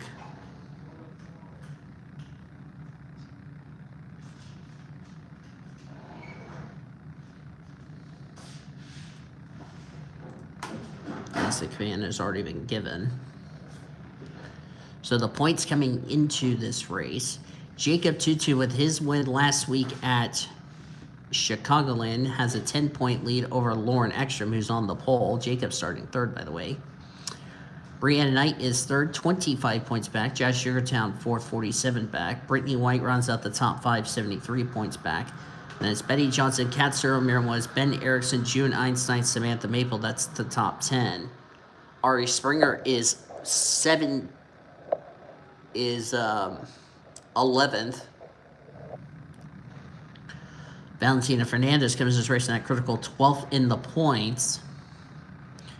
And then 21 points behind Fernandez is Bridget Thomas. 25 points back is Quincy Einstein. 28 points back is Mike Chilton, and 31 points back is Red Riding Hood, who comes in 16th of the 16 drivers. And does that mean we have a wave off? Yes, we do. Strawberry Lawson and Betty Barrett have problems, so we're going to wave the start off. Because they were pulling out of line, so that means a wave off. So they will have to come to the pit road to get those cars fixed. So the start has officially been waved off again. So they can get those two cars fixed. So we are going to have to take another pace lap.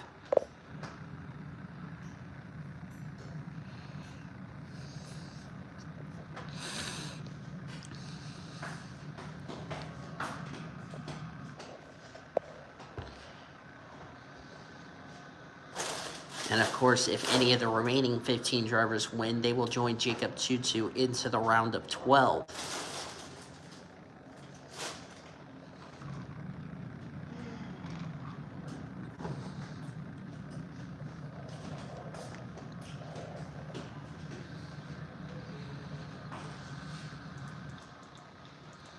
So far, nobody has had any problems, so it looks like we're going to go green.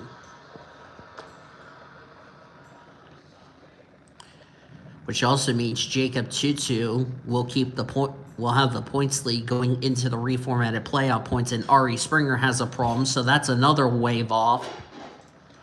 That's our second wave off. Just as soon as we're coming to green, we have a playoff contender who has problems, so that's another wave off. I guess these drivers do not want to get this race underway, and we're going to have more wave offs.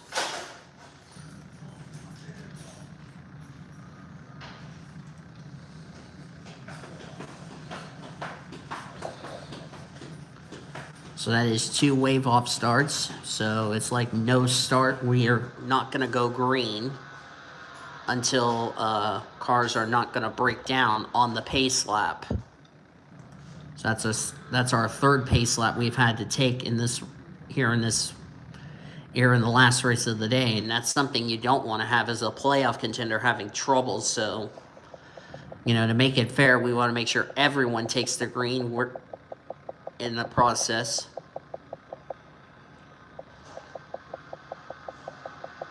If it's a mechanical issue, they'll just fix it, and then PCS will give them their spots back.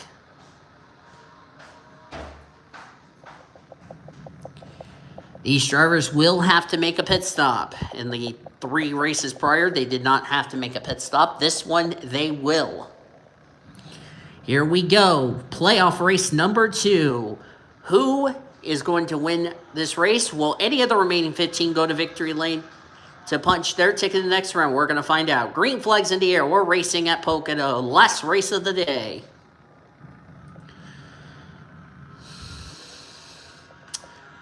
And we'll keep an eye on some drivers. Of course, Red Riding Hood had a good qualifying effort. Jacob Tutu really, all he's going to do is that no matter what happens, he's locked into the next round, so he can ill afford a bad finish if he'd like to. But those that are in the danger zone, they cannot ill afford a bad finish, or they could find themselves heading into next week's race in a must-win situation. Oh, Timmy Turner bounced off the wall, but we keep it going. We keep it together, though. And the 3 Beamers are pulling away. That would be Ekstrom, Elmira Moez, and Jacob Tutu. Sandy Watson currently in 4th. First lap led by Lauren Ekstrom.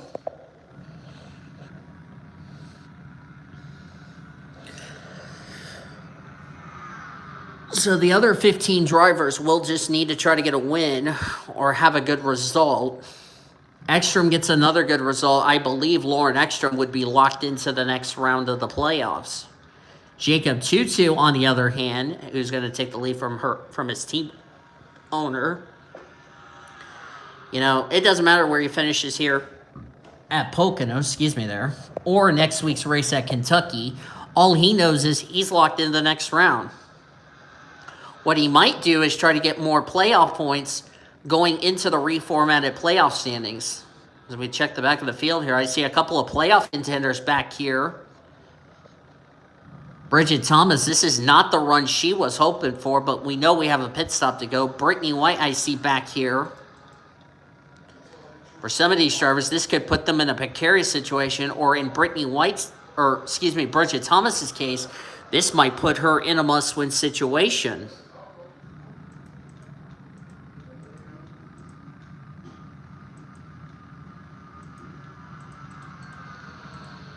There's London Jackson. The gal she's trying to run down for Rookie of the Year is up there. There's the 17. Those two ladies are duking it out for Rookie of the Year. Someone got the wall back there. I think that was a 12 of Cooper. And indeed it was Cooper. Looked like she went a little wide going up through the tunnel turn. But we are still green flag racing. Valentina Fernandez is going to be in a big pressure going into this race, as the three Beamers are just pulling away. This could actually, if things stand, Lauren Ekstrom could lock herself a spot into the next round of the playoffs the way things are looking.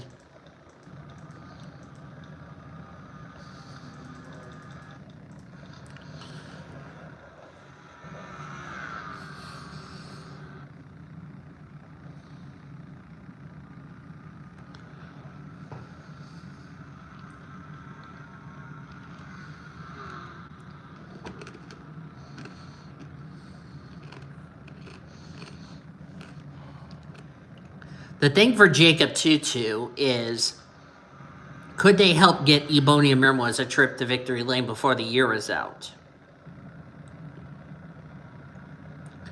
That's the thing I think Jacob's thinking about. You know, he wants to get Ebonia her first win of the season. You know, could he and Lauren Ekstrom team up together to get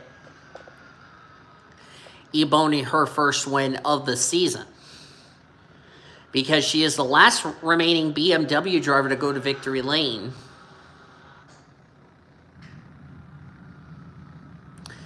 There's her brother, Katsura Mirmoz, comes to this race 7th in points. I don't know. I'm going to have to tell Cody where these drivers finished last week at Chicagoland, the playoff contenders. I'll probably put that in the Discord chat. June Einstein, Betty Johnson, a couple of playoff contenders.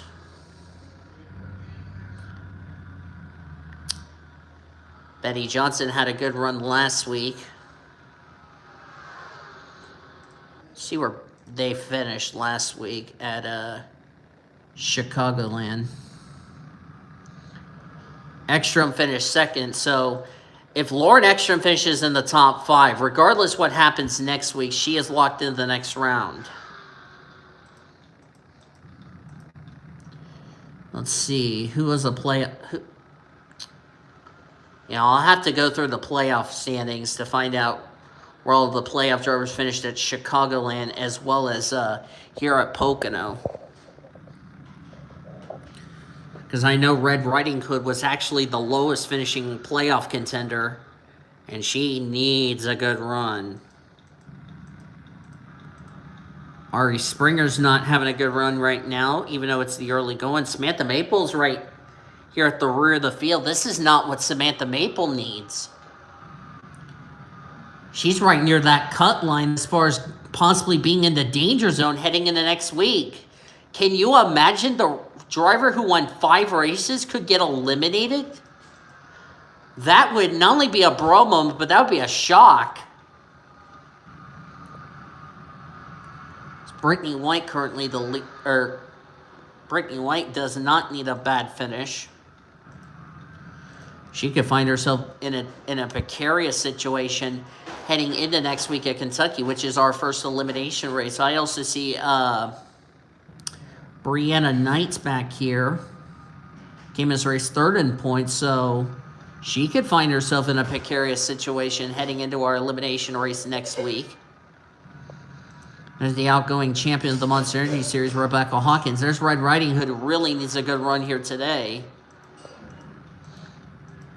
But remember, we have a pit stop. The other thing is, we are going to have to remember this. If any of our playoff drivers get involved in an incident, they could be in a precarious situation going into our elimination race. And one of our playoff contenders just took the lead from another playoff contender. That's Jazz Sugartown. And if Jazz Sugartown goes to victory lane, Jazz Sugartown would be locking herself a spot into the round of 12 and would be tied with Jacob Tutu.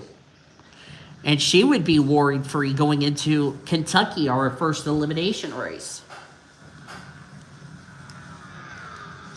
And you don't want to miss the first elimination race next week. As Jacob Tutu running wide. Like I said, Jacob doesn't have anything to worry about. He's already locked into the next round. So he can just go out there and have a bad finish and have a dismal points run, blah, blah, blah, blah, blah today. It doesn't matter. He's locked into the next round. He can ill afford a bad finish. The other 15 drivers in the playoffs, however, cannot ill afford a bad finish. Ari Springer's right now the lowest of our playoff contenders. I'll have to see where she finished last week at Chicago, sorry. Where did she finish at Kentucky? Not Kentucky, excuse me. Where did she finish at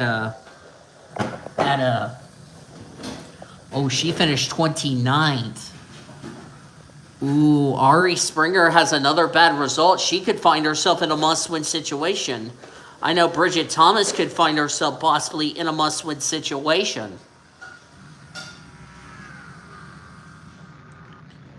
Let's see, where's that 63 running? She's running 26, so she's doing a little bit better. Samantha Maple could not ill afford another bad finish. She's running 37. This could put her in the danger zone, believe it or not. And Quincy Einstein, let's see where Quincy, he's running 18, so he's having a much better day here than he had at Chicagoland. June Einstein had a dismal run in 22nd. Katsuro 21st. Katsuro's running 5th, so Katsuro looks like he'll be in an okay position going into next week if he stays where he's at.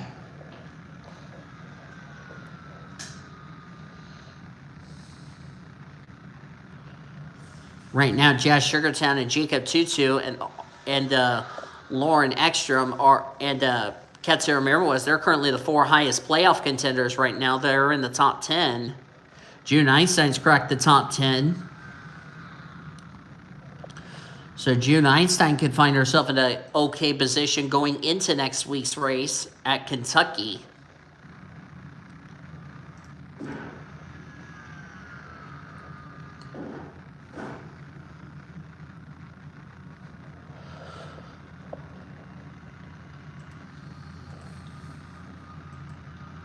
Checking back here. Yeah, Ari Springer needs to get it going quick.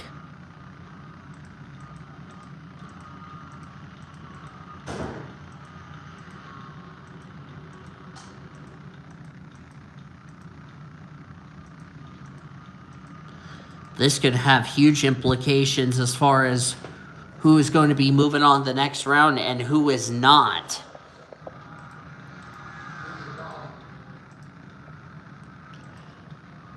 Also, Ish Taylor needs to have a good result here because if he has a bad result, this could put him near the danger zone of losing his spot for next season. Valentina Fernandez, a well-needed run. Remember, she comes this race in that critical 12th in the points. So she could try to get a good result to get away from that danger zone heading into next week.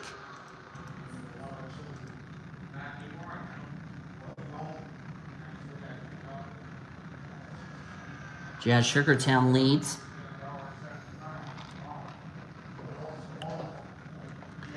As things stand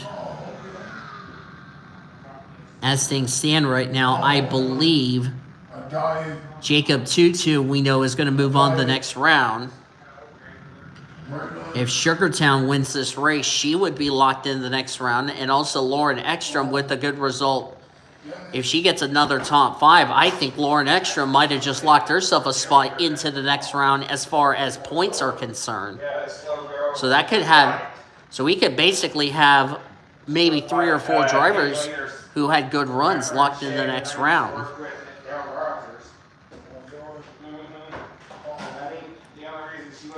Samantha Maple could find herself more likely in the danger zone. So let's see. She was a total of. So I'll have to get the playoff standings as far as that's concerned. I was like, hey, that little girl looks familiar. Yeah, go on. She looked like my friend Shay or my friend Haley that used to work at the workshop.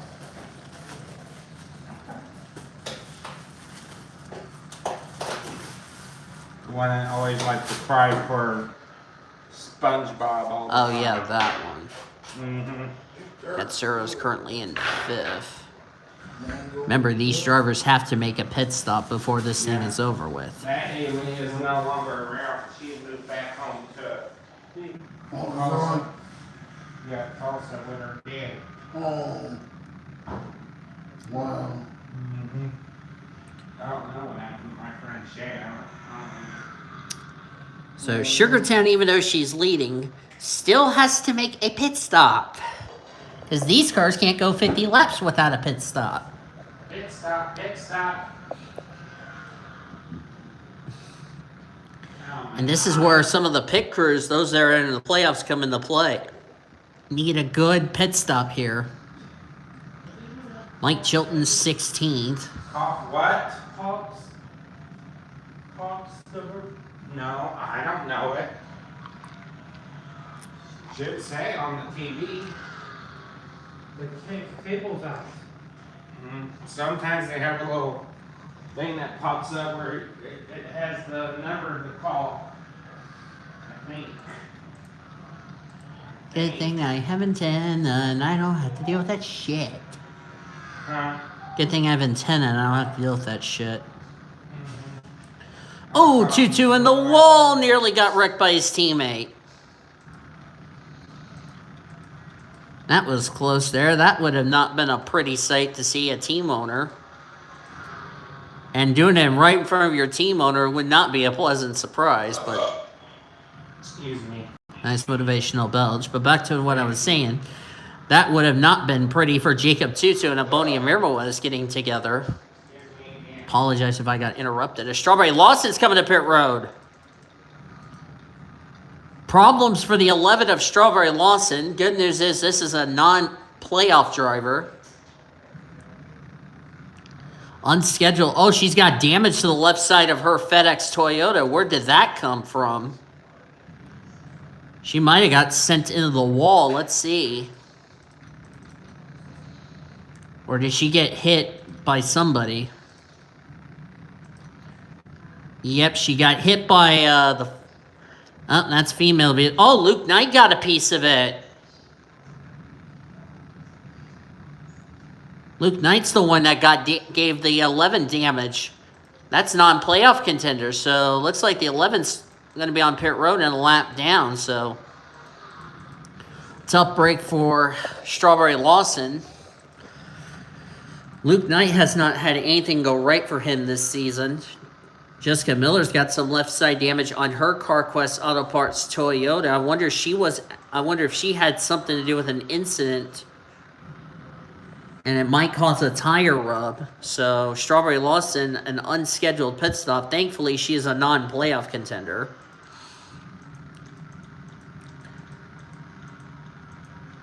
None of our 16 playoff contenders, however, has had troubles, and looks like Abonia Mirmawez. No, never mind. I was about to get ready to say, did Abonia Mirmawez take the lead? But no, she just took She's already passed Lauren Ekstrom, Katsuro, and Jacob Tutu. Of course, Katsuro is her brother. Their sister, Azar Amirmawez, got a win in the Truck Series and could move up to the Buffalo Wild Wings Series next season, providing she remains in that spot. Even though she has a win, it doesn't necessarily mean she's locked in, she has a guaranteed spot yet. There's still a chance, even though if you have a win, as far as a non-playoff contender is concerned, there's still a good chance you could be out. So if I'm a Zara Mirmoez, I wouldn't be starting to celebrate your spot up to the Buffalo Wild Wings Series just yet.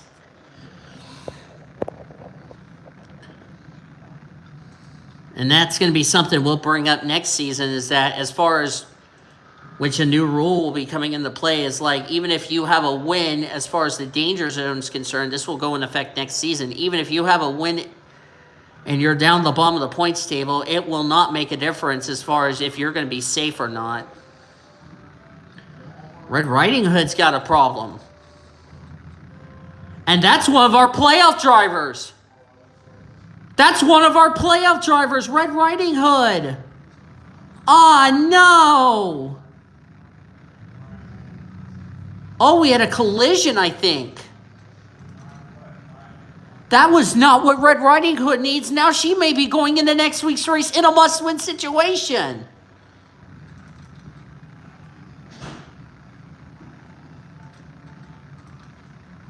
Looks like a tire went down, but that is not what Red Riding Hood needed. And now she's going to find herself next week in a must-win situation right now.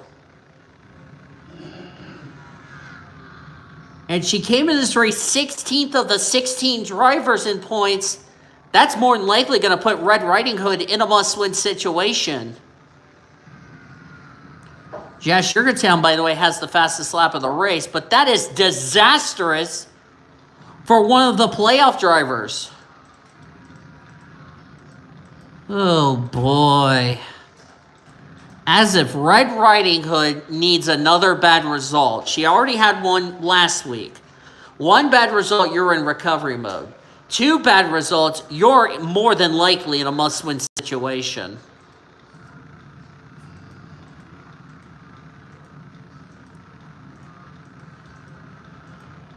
And unless Red Riding Hood wins next week's race at Kentucky, that might be all she wrote for her championship hopes.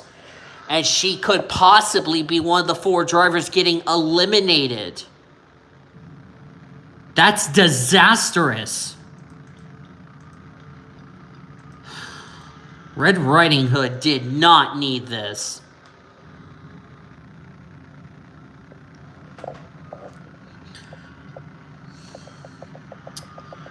Oh boy.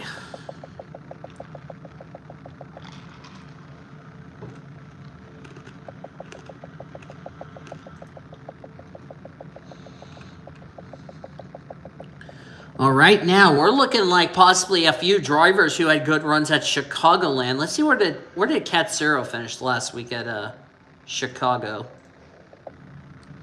While we're watching Jazz Sugartown race around the track. Katsuro last week finished 21st, so Katsuro still could be eliminated next week if he has a poor result.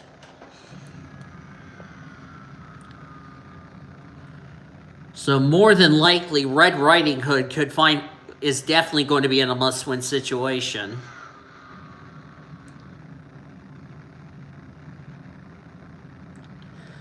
And like I told everybody last week, I am not going to reveal who will be the 4 drivers that get eliminated from the playoffs for all 3 series if you didn't listen to my race last week at Chicago.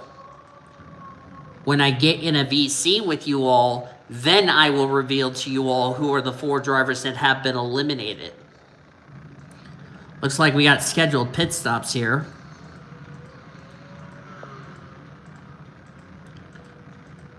Well, Red Riding Hood can more than likely make it the rest of the way. What she better not have is a caution coming out. to where she is trapped a lap down, and this could put her more than likely, as I said, basically in a must-win situation next week at Kentucky.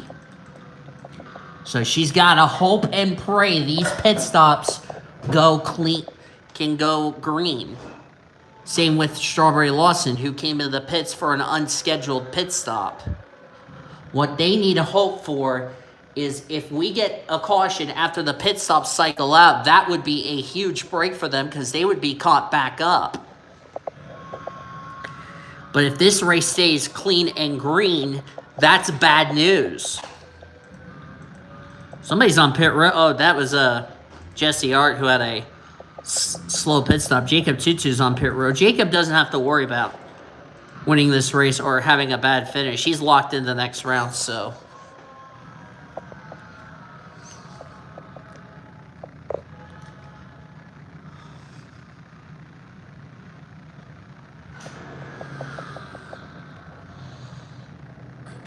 The other thing Lauren Ekstrom could possibly do is win a championship as an owner-driver, which that has not happened in this series ever, if I'm not mistaken.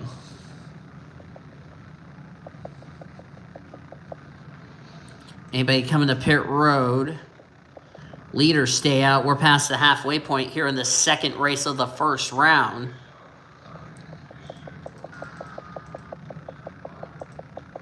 Kelly Moore and Jacob Tutu and company, they're just coming out of the pits. They will make it the rest of the way. Annie Thomas might have got up into the wall there in that M&M's Caramels. Sandy Watson has come to pit road. Almost said Sandy Stewart. My bad. Sandy Stewart raced earlier. And surprisingly, nobody had to go to the care center due to a damage, due to crashes, believe it or not. So nobody's been called to the big green truck unless I jinx it, which I hope I don't. And nobody had to go to the infield care center, believe it or not. As Aboni Mirmwas is going to dive for the pit lane. Jessica Miller, Bridget Thomas has already come to pit road. Jazz Sugartown has yet to come to pit road, but she will have to at some stage in this race.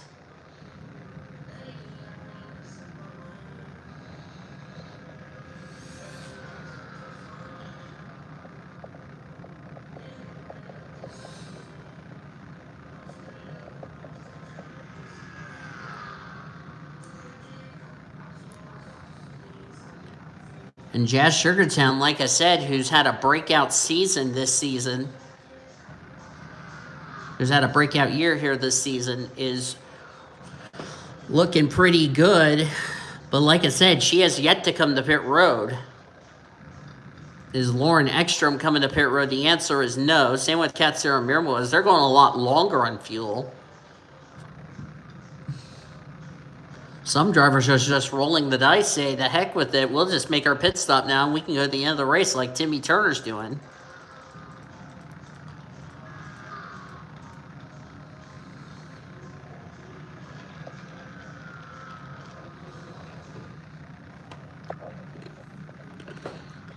And if you counted Jacob Tutu's win,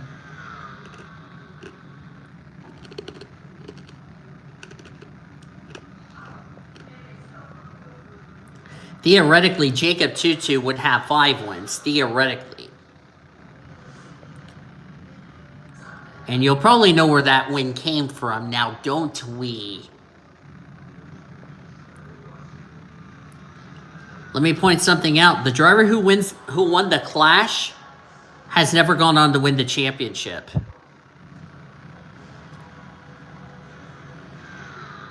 Which, by the way, that Clash is premiered, may I remind you.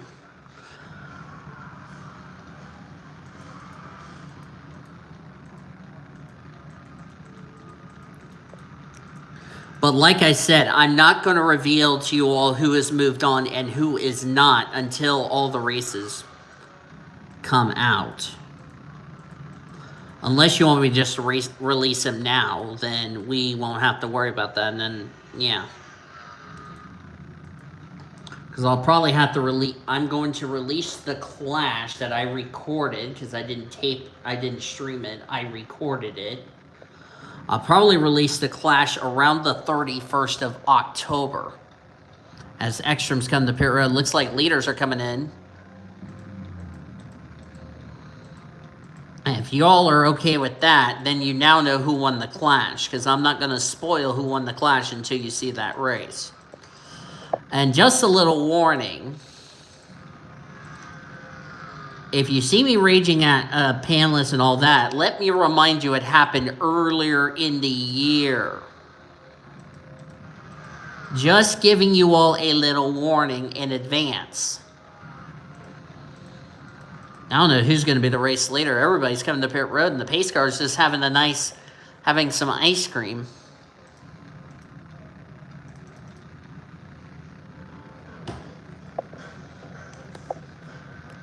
As Sugartown is back out in front. Oh yeah, Nathan Orman. Oh yeah, Nathan Orman's the last driver. So that means if Ekstrom wins, she would be the first female driver to win the Owners and Drivers Championship. Okay. I forgot Orman did that in 2021. So yeah, I'm just giving you guys a little heads up as far as if you saw me raging at a certain person who I'm not going to say in this recording, then you know where it came from. And you'll see the date when it happened. So that way you don't have to yell at me and say, why were you raging at me? It's like, well, let me remind you it happened earlier in the year. And you're like, oh, gotcha. Oh, yeah, that's right. Dylan Cunningham, Ben Erickson just came to pit road. So this will turn the race lead over. I think Josh Sugarton would take the lead over as looks like pit stops have cycled out. So we're at 19 to go. Let me remind everybody this telecast of the Pacific is presented by the authority of the Pacific Coast Sports Racing Association, and it may not be reproduced or retransmitted in any form. Any accounts or description of this broadcast may not be disseminated without the express written consent of the Pacific Coast Sports Racing Association. PCSRA want to thank you fans for your continued support, and we hope you enjoyed today's broadcast.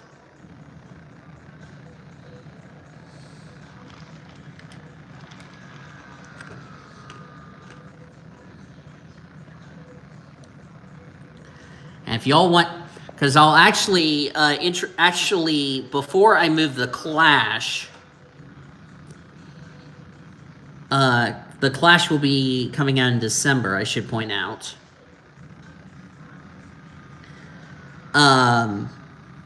Before that, we'll have the, as of this recording, the first race of the AutoZone Amateur Series will be coming out. Which that race was at Daytona. That was before my game decided to be stupid with me.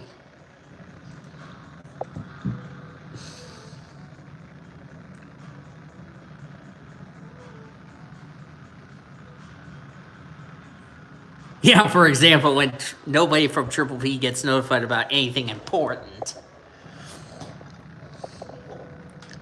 I'm actually going to have the AutoZone Amateur Series race as of this recording out, coming up in about October. Oh boy, you're funny, Senor Cody. And Cody's going to be like, all right, I want to see who wins the Clash because I'm so curious to see who won. And then Cody's going to be like, oh my God, I'm very happy. And then Cody's like, for the liver paint.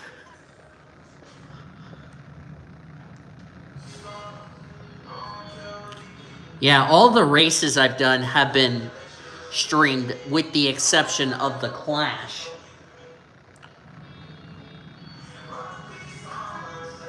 And my roommate's about to get me copyrighted if he doesn't shut his door. About to tell him to shut his door. If he gets me copyrighted, I'm going to run him over with a bus. Hang on, let me tell him. I'll be back in a second.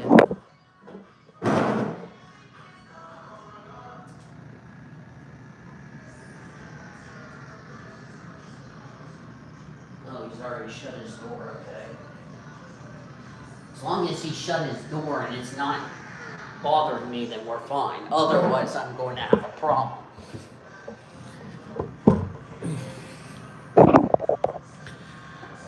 So yeah, as I said, we're not going to reveal who's moving on and who's not until, like I said, when we get to the,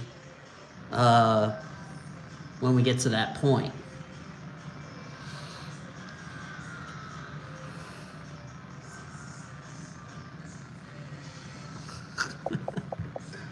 Okay then.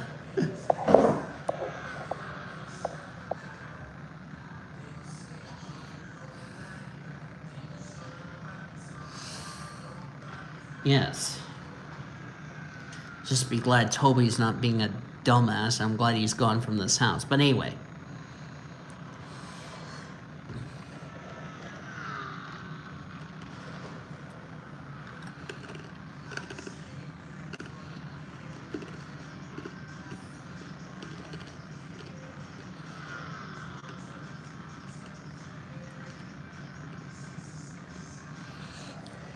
Can't believe Jazz Sugartown, who's having a career year, and I didn't expect her to be a title contender. Really impressive. Turner's got some damage to the right side of his car. I think he got the wall there. June Einstein, a well-needed run for her. Get her out of the danger zone. Where is Quincy Einstein right now? Quincy's 16th. Is he ahead of drivers like the 63? Let's see. Where's the 63 running? 24th. Quincy's running in 14th, so he is ahead of the 63. He is not ahead of the 28, however. But he is ahead of the 09, so Quincy could be in. Samantha Maple could be out.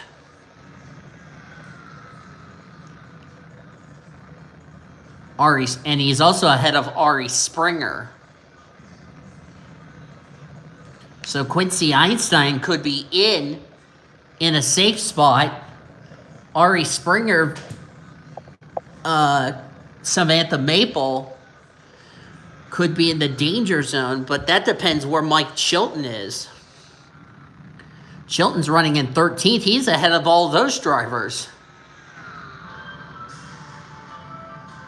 So I think we still would have Springer, Maple, Thomas, Bridget Thomas, and Red Riding Hood, who's currently in 35th. So we would have those four in the danger zone. I believe Red Riding Hood could be in a must-win situation because remember, she pitted way before these drivers pitted.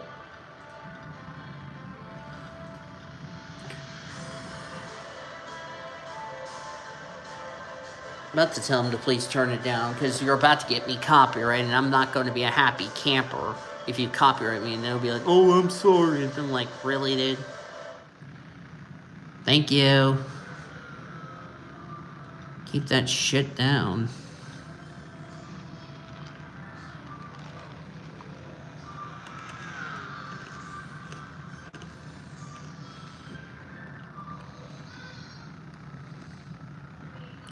I know as of this recording the cup race is on, but I'm not watching the cup race because this is more important to me than the cup race. No offense to anybody. And Cody's like, yes, I understand that, Donnie. Yeah, that's my roommate who I'm about to run him over with a bus if he doesn't turn the music down. Or put earbuds in, or put headsets in, one of the two. I just realized all four of the BMWs are in the top 10. Barrett, Tutu, Amir Moez, and Ekstrom.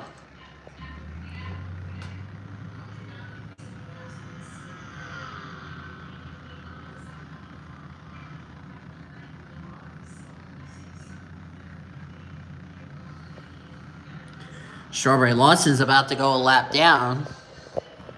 And she's got damage to the FedEx Toyota on the right side of her car. And it looks like Jazz Sugartown, unless something dramatic happens to her car, unless we get a caution here, I think Jazz Sugartown might have just locked herself a spot into the next round of the playoffs, along with Lauren Ekstrom.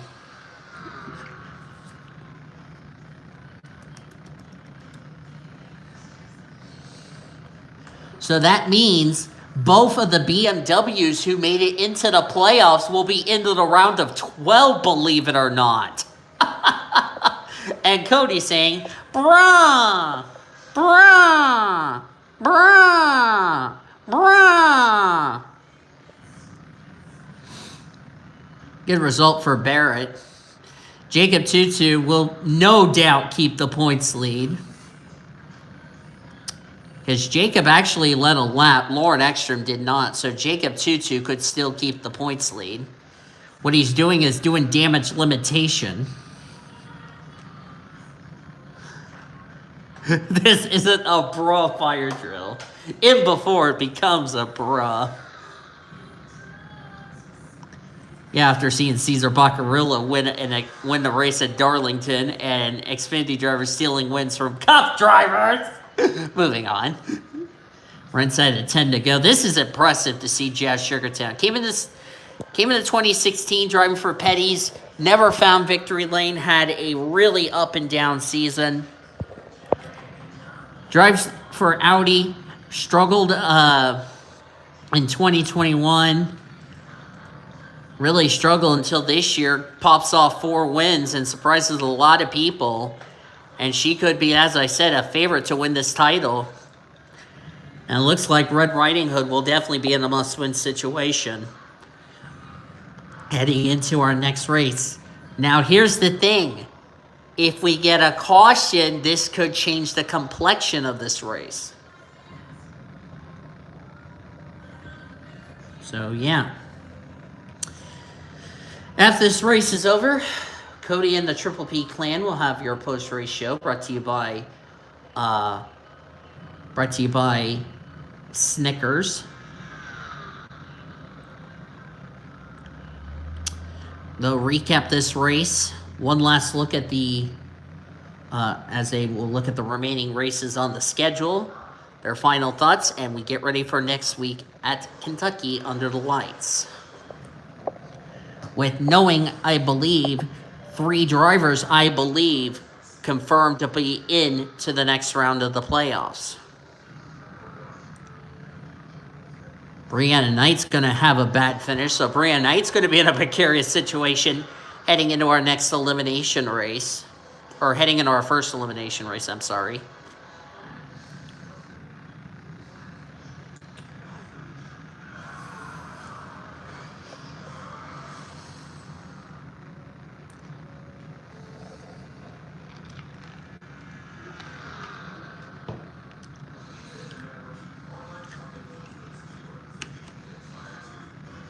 What I may do for next week at Kentucky is I'll put the points in. I'll show you the I'll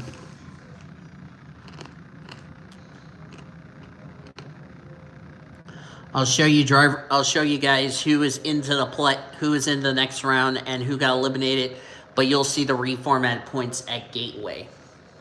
So yeah. That's what I may up doing for all 3 series. Jesse Art's about to go a lap down, so it's up break for Jesse. Boy, I'm going to have to see. So it's looking like Jacob Tutu, we know, is in the next round. Jazz Sugartown's looking like she's going to lock herself into the next round with a win. Ekstrom with the top 5 result today. I think that would be more than enough for her to go in the next round of the playoffs. Of course, Jacob would finish 5th, but Jacob's in the next round regardless. I also see the 28 of Valentina Fernandez, who came in as that critical driver 12th in the points. She's looking like to be possibly in a good situation to possibly move on the next round or not. Where's the rest of our playoff grid? June Einstein's 11th, so that would really help her get away from 12th in the points. Betty Johnson, 14. She had a 14th result last week, so another top 15 run. So that might somewhat put a good little cushion. Mike Chilton 15th, Quincy Einstein 16th. Oh, somebody just came to pit road. Oh, that's Katsuro Mirmoez. That's 7th in points. Another playoff contender with trouble. Oh, he's back in 35th. Something must have happened to Katsuro. He was inside the top 5. Oh, dear me.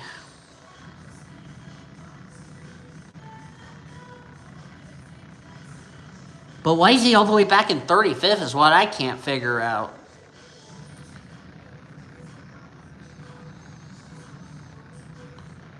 Maybe we're about to find out. Oh, he had a problem. Oh, Katsuro could find himself in a precarious situation going into next week's race. Boy. Not what Katsuro Mirmoez needed. Now he's going to need a good result next week if he wants to advance and stay away from being the 4 drivers eliminated. And may I remind you, that was the regular season champion. God, can we have something where the regular season champion in all 3 series does not win the championship? Wouldn't that be a bruh moment? Even though Justin Hugo, who's in the playoffs, he's currently still in a good situation as far as moving on to the next round is concerned. But we're about to have Ari Springer and Katsuro Mirmoez in the Buffalo Wild Wings and Monster Energy Series, respectively, may get eliminated. Keyword may. Let me close the blinds. Just right now. So I wouldn't be feeling too good right now about what I'm seeing here.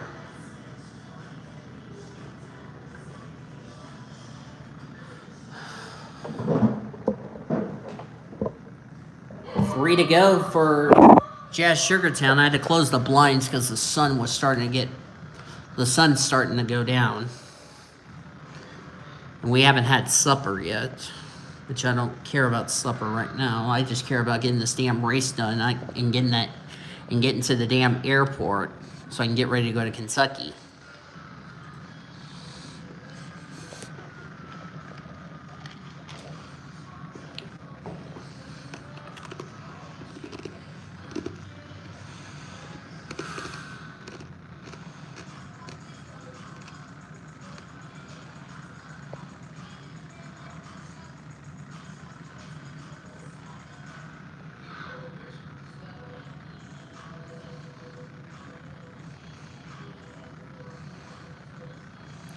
Two to go. A great run for Jazz Sugartown.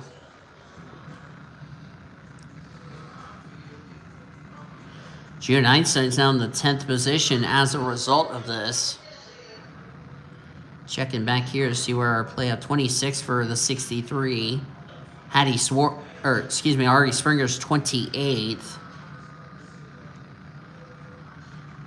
Now, Katsuro's the lowest playoff contender. I believe the 9 may be going into next week's race in a must-win situation.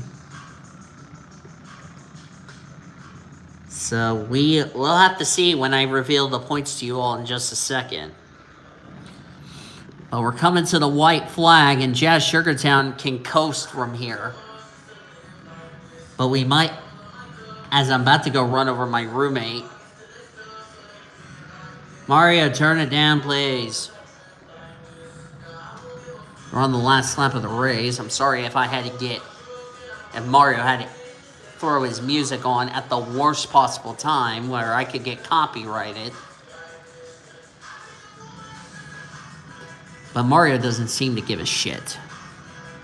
How's the phone recording going? It's going okay. Okay.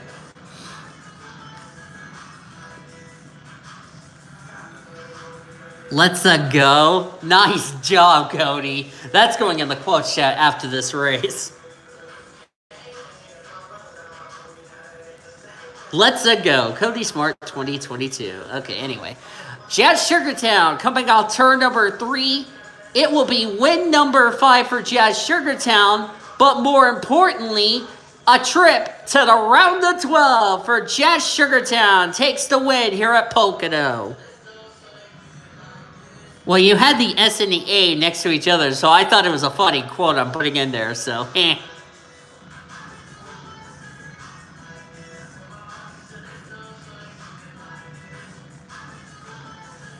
So Jazz Sugartown will head into Kentucky worry-free, knowing she will be one of the drivers into the round of 12.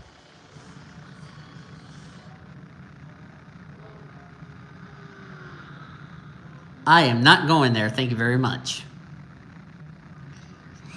Now I gotta wait for the standings to be official. With the problem that Katsura Mirmo has had, this really threw everything for a loop. And guess what? Only one caution the whole Monster Energy Series event, as standings are indeed official. Ladies and gentlemen, we just had a caution-free race in the main event, and that is a mega bra moment. Jazz Sugartown wins. Congratulations to her. Lauren Ekstrom, so close. But that second place result, Lauren Ekstrom, regardless what happens next week at Kentucky, Lauren Ekstrom has locked herself a spot into the round of 12. Good job. So that means 3 drivers are confirmed.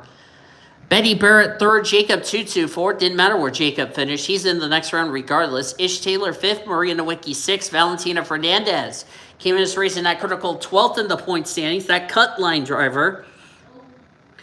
So she'll be away from 12th in the points leaving, so she'll be in the safe zone. Timmy Turner, 8th. Ashley Reynolds, 9th.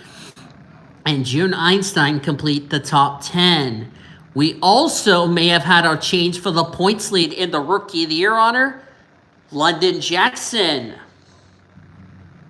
won Rookie of the Race. The gal she was trying to run down for the points lead, where did the 17 finish? 31st, which means London Jackson will be the Rookie of the Year points leader heading into next week at Kentucky. But here comes the second question I have. Where did the remaining other drivers finish in the playoffs? We had 1, 2, 3, 4, 5 playoff contenders finish in the top 10. Where are the remaining 11? Betty Johnson, 13th. Mike Chilton, 14th. That'll be interesting to see if that's going to be enough for Betty Johnson moving on. So that would be 6 and 7. Quincy Einstein finished 18th. Ben Erickson, 19th. That's 9 and 10. Let me make sure I count this right. 1, 2, 3, 4, 5, 6, 7, 8. Okay, 8 and 9. I was correct. Okay. Let's see. Bridget Thomas, 24th. Ari Springer, 27th. Samantha Maple, 28th. You look on down through the remainder of the finishing results. Brittany White, 30th. Ooh, Brittany White could be in a precarious situation heading into next week's race. Brianna Knight, 38th. Katsura Mirmo, 39th. Red Riding Hood, who had a pit early, did not recover, 32nd. Red Riding Hood could be finding herself in a must-win situation heading into our elimination race next week. As far as that's concerned, we had 38 of our 41 drivers finish on the lead lap. Katsura Mirmo, Jesse Arch, Strawberry Lawson finished the lap down. And Ebonia Mirmo was the only driver who did not finish the race. An engine failure on her BMW took her out after a promising run. So that's a bit of a shame for Ebonia Mirmo. So I'm looking here, a couple of drivers who might have just punched their ticket into the round of 12. Tutu, we know, won. Jazz Sugartown won. Lauren Ekstrom, after finishing top 5 last week, she might have just locked herself a spot into the round of 12. But we will confirm it to you right now because we're going to show you your point standings after this. We've already showed you your results as my mouse decides to be a drunken hippo. And I did save it, so we're in good shape. Let me make sure I did save it. I did, okay. And Pocono is finally done, ladies and gentlemen. I'm really happy about this. Oh wait, let me go ahead and push this back up to 110.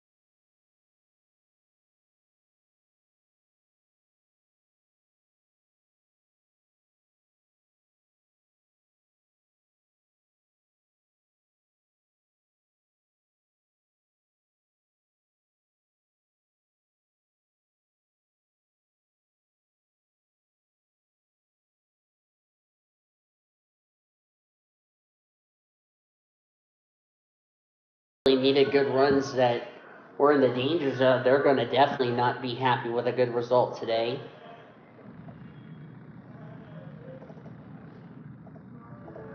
All right, now we're getting closer and closer to putting a cap to the stream and finding out who will be in the danger zone heading into next week at...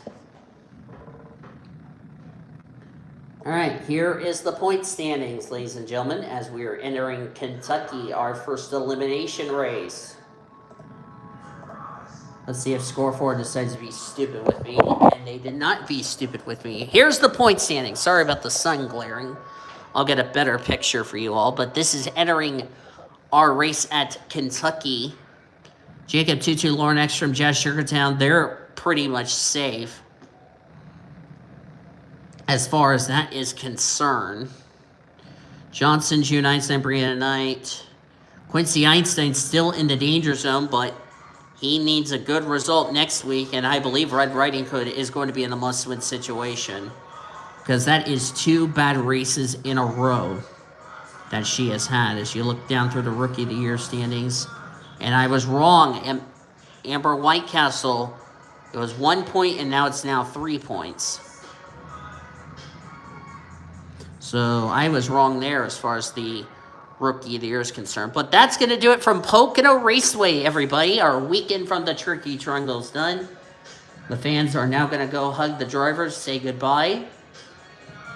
Wish them good luck in the playoff journey. Next week, it's us. It's just AutoZone Amateur Series and the Monster Energy Series. For the Amateur Series, it will be the 12th race of the season. But for Monster next week, 4 drivers sadly will be eliminated from the championship hunt after next week's race. Who will they be? You will have to find that out the same time you do. Hope you guys enjoyed today's race from Pocono. If you did, be sure to give this video a like, subscribe to become part of the PCS Array crew today. We've shown you your full finish results. You are looking at your rookie points, your overall points, and also let me tell you the 10 drivers real quickly that are in the danger zone next week. They are Zach Underwood, Hattie Swore, Nicholas Dutch, Hazel Triggs, Brooklyn Carter, Tyler Henderson, Quentin Honeysett, Caitlin Roy, And Matty Crunch, let me make sure I'm counting this right. Zach Underwood's 1. 2 is Hattie Swore. Nicholas Dutch 3. 4th, Hazel Triggs. Brooklyn Carter is 5. Tyler Henderson 6. Vanellope Von Schweetz 7th. Quentin Honeysett is now 8th. Caitlin Roy 9th. And Matty Crenshaw is 10th. So there you go as far as names are concerned. So anyway, that is your rookie points, your overall points heading into Kentucky. As we'll look forward to seeing you at the Bluegrass State. Until then, I've been Daniel signing off. You've been watching another broadcast courtesy of the PCS Array, the best center racing around the world since 2017.